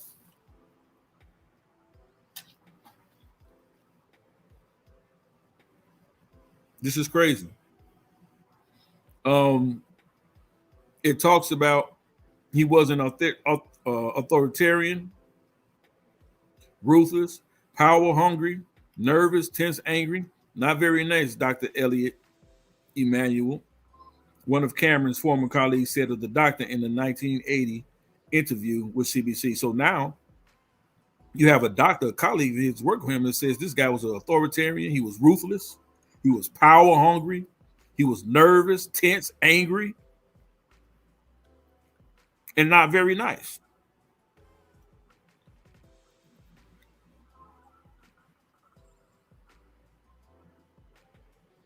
These guys are sadistic, man.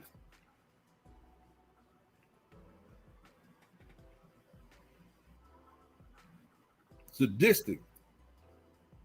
Exactly, Afro-Asiatic, real devils in the flesh. Now I want to get to something else. I want to show y'all something. And how we all tie this together, right?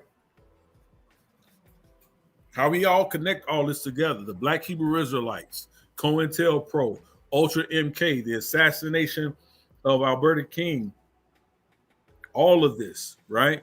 And who's actually responsible. Clearly, I've presented enough information to question whether or not Chenault worked on his own. We clearly see with the information provided, no one believes that. We clearly see with the information provided that he may have been under some type of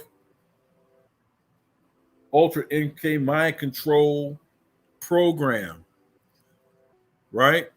Connecting the schizophrenia he was diagnosed with by two independent psychiatrists, right? Which we know was one of the precursors or one of the effects of dealing in this, being involved in this particular program. Paranoid schizophrenia, also delusions of grandeur coming out of these programs after electroshock treatment, being given administered LSD to these people with paranoid schizophrenia, um, having a childlike behavioral state. All of these things were the same way Chenault was prescribed when he was arrested. Memory loss, didn't recall the incident.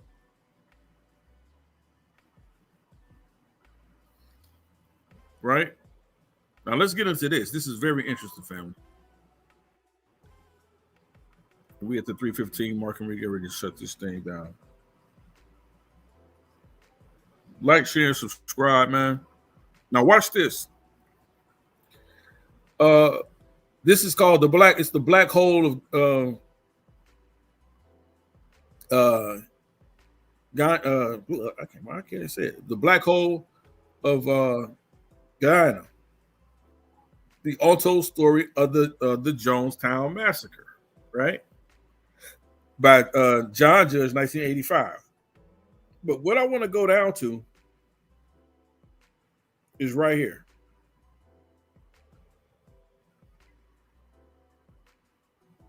No, let me do that. I think that's page 8. Page 8 I was looking for. Watch this, people. This is crazy. Right? Now, Jonestown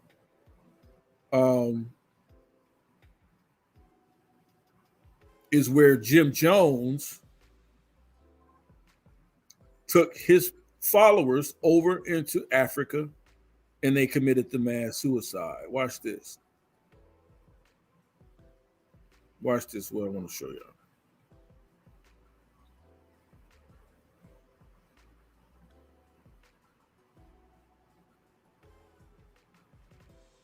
Right here.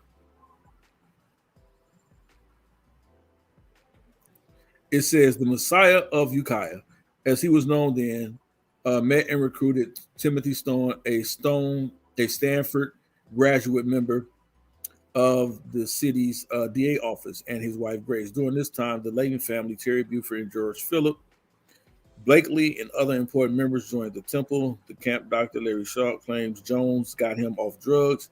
They're talking about Jim Jones, right? And into medical school during the period.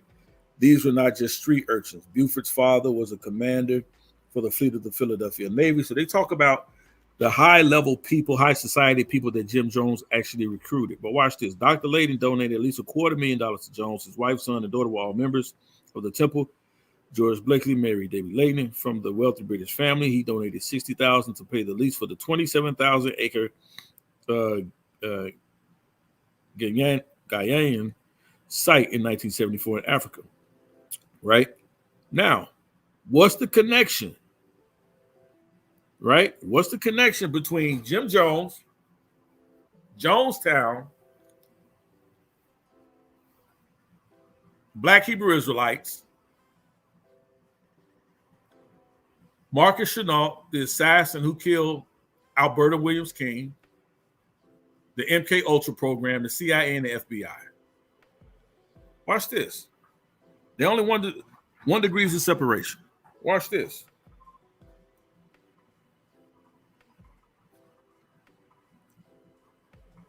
I want to read right.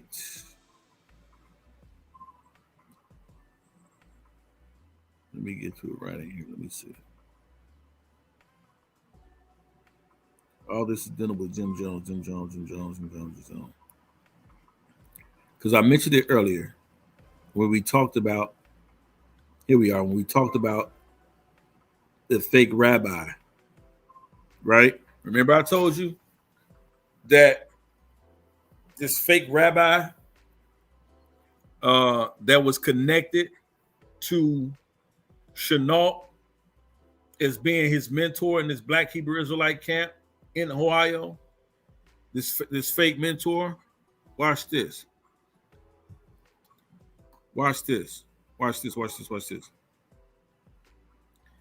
It says, inside Ghanaian itself, approximately 25 miles to the south of Matthews Ridge, is a community called Hilltown. Remember, I told you this fake Hebrew, this fake Israelite, right?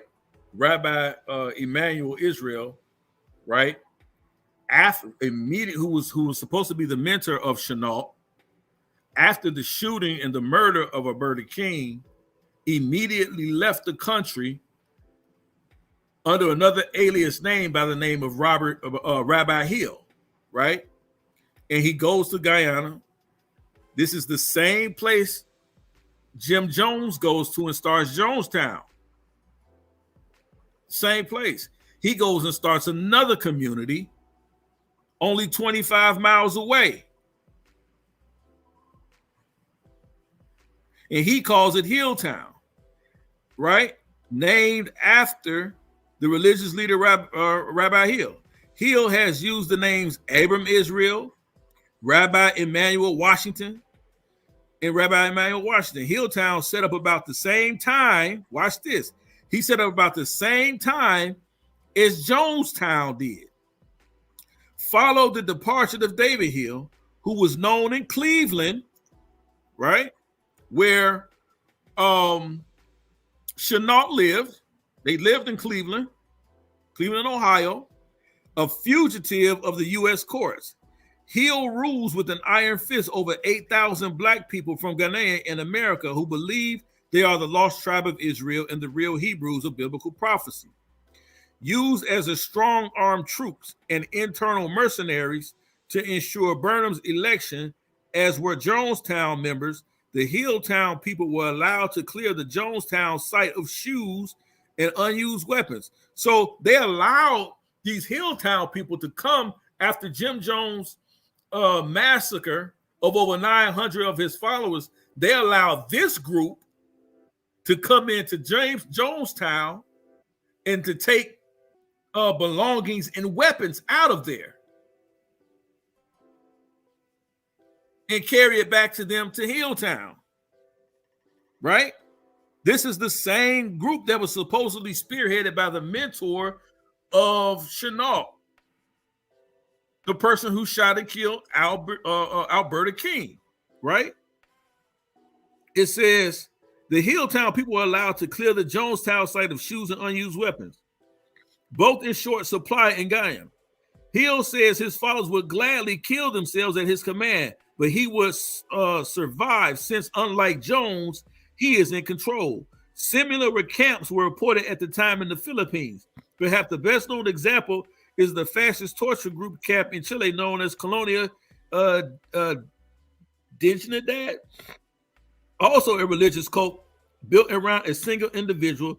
This came from Germany to Chile in 1961. In both cases, the camps was their agricultural experiment, sealed and protected by the dreaded Chilean Dina police. Colonia serves as a torture chamber for political dissidents.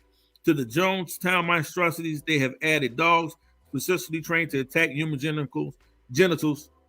The operations there have included and heavy-landed decapitation specialists, and so on and so on.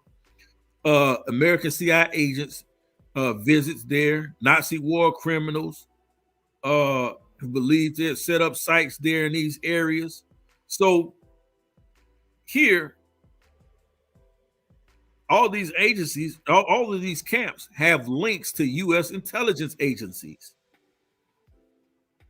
This is what they're telling you here. All of these different camps, right? Jonestown, Hillstown, the Chilean getaway, all of these people in the same area in these remote places in Guyana, right? And over in Chile, all have connections to the CIA.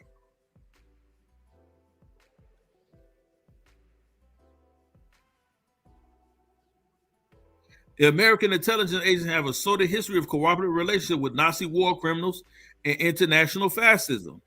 In light of this, consider the curious ties of family members of the top lieutenants of Jim Jones, the Layton family, the chemical biological warfare people. These people were involved in chemical warfare and biology, right? Just as we saw the connection with Chenault's father.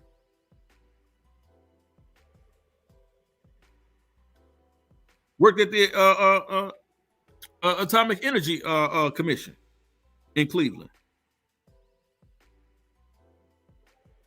Like, we clearly see government infiltration here, right? So again, now they go down the strange connection to the murder of Martin Luther King.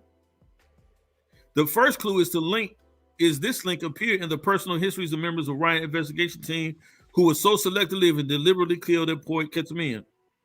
Tuma. Don Harris, a veteran NBC reporter, has been the only network newsman on the scene to cover Martin Luther King's activity in Memphis at the time King's assassination. So they're clearly connecting the CIA, Jonestown, Hillstown, all of these things. They're connecting to the CIA in these assassination plots and attempts. James Earl Ray is connected to this as well, right? All of these things. Right? Watch this. Another important figure in the murder of Martin Luther King was his mother, Alberta. A few weeks after the first public announcement by Coretta Scott King that she believed her husband's murder was part of a conspiracy, Mrs. Alberta King was brutally shot to death in Atlanta while attending church service. Anyone who has seen the physical wound suffered by King might have been adverse witness to the official version, since the wound angles did not match the ballistic direction of a shot from the rooming house. Her death also closely coincided with the reopening of the Tennessee State Court review of Ray's conviction based on a guilty plea required by a Sixth Circuit Court decision. The judge in this case reportedly refused to allow witnesses from beyond a 100-mile radius from the courtroom. The man convicted of shooting King's mother was Marcus Wayne Chenault. His emotional effect following the murder was unusual. Grinning, he asked if he had hit anyone. He had reportedly been dropped off to the church by people he knew in Ohio. While at Ohio State University, he was part of a group known as the Troop, run by the black minister, the gun collector who used the name Rabbi Emmanuel Israel. This man, described in the press as a mentor for Chenault, left the area immediately after the shooting. In the same period, Rabbi Hill traveled from Ohio to Guyana to set up Hillstown, 25 miles away from Jonestown to Jim Jones, using similar aliases and preaching the same message of a black Hebrew Israelite, black Hebrew elite. Chenault confided to CLC leaders that he was one of the many killers who was working to assassinate a long list of black leadership. The names he said were on the list coincided with similar death lists distributed by the KKK and linked to the COINTELPRO. The real backgrounds and identities of Marcus Wayne Chenault and Rabbi Hill may never be discovered.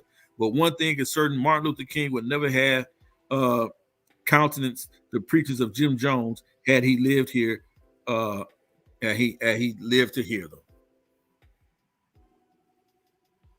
There it is, family. There it is, family. So when we have people who talk about, oh, look at what the black Hebrew Israelites did, they were responsible for killing Dr. King's mother, you have no evidence of that other than what we see here. The MK Ultra program, the CIA, the FBI, all conspiring the supposed Hebrew Israelite mentor of Chenault.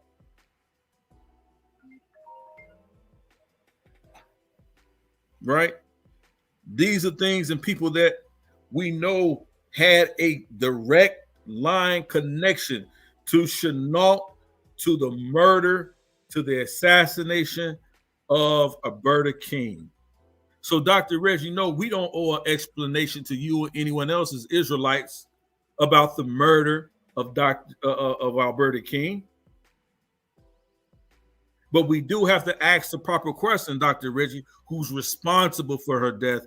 And clearly, with evidence presented here, you're welcome to challenge it. But the evidence presented here, we clearly see this is CIA, FBI, US government, COINTELPRO assassination. And to do what? To squash any black militant movement, including the Black Hebrew Israelite movement at the time in 1974, at its height. At its height, coming out of the One West camps. These are the things we need to understand instead of listening to the disinformation that comes out of these disinformation cell groups, especially those in the HOK with Garfield Can't Read and Dr. Reggie and Shaka Almost.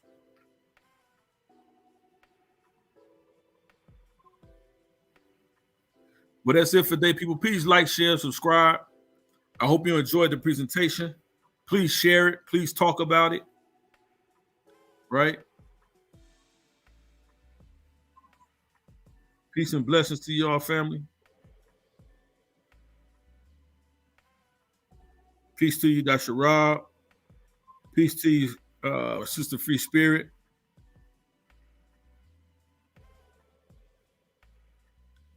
Audi 100, peace to you, fam.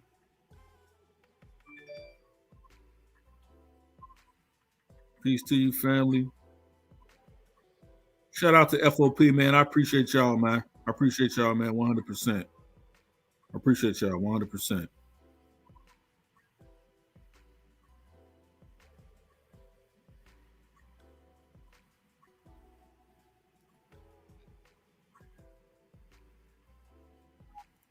Shout out to Black Jesus Minister in the building. I appreciate you, man. Shout out to Black Jesus Minister.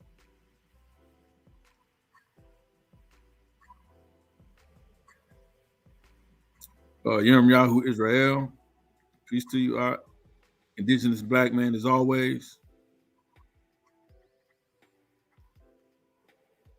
Yahoo, shalom to you, family. Daniel, glad to have you in the building today. Afro-Asiatic as always. Peace to you, family. Sakara Patrice Bishop, peace to you, family. Peace and blessings.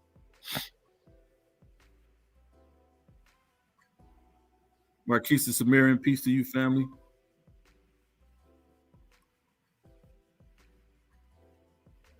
Shout out to you, KOT, Prince of YAHAWAH. Shout out to you, fam. Thanks for being in the building. My man Lance Single in the building today, man. Peace to you, family.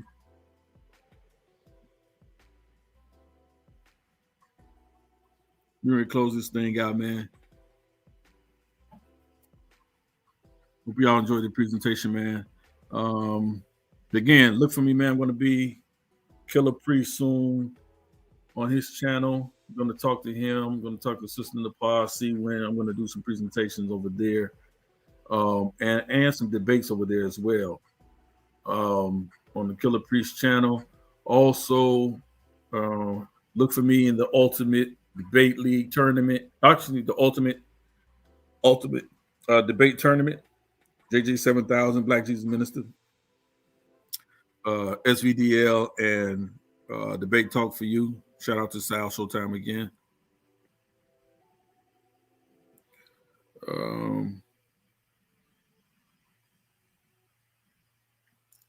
Let's get into that. As well as I'm working on my next presentation right now, man.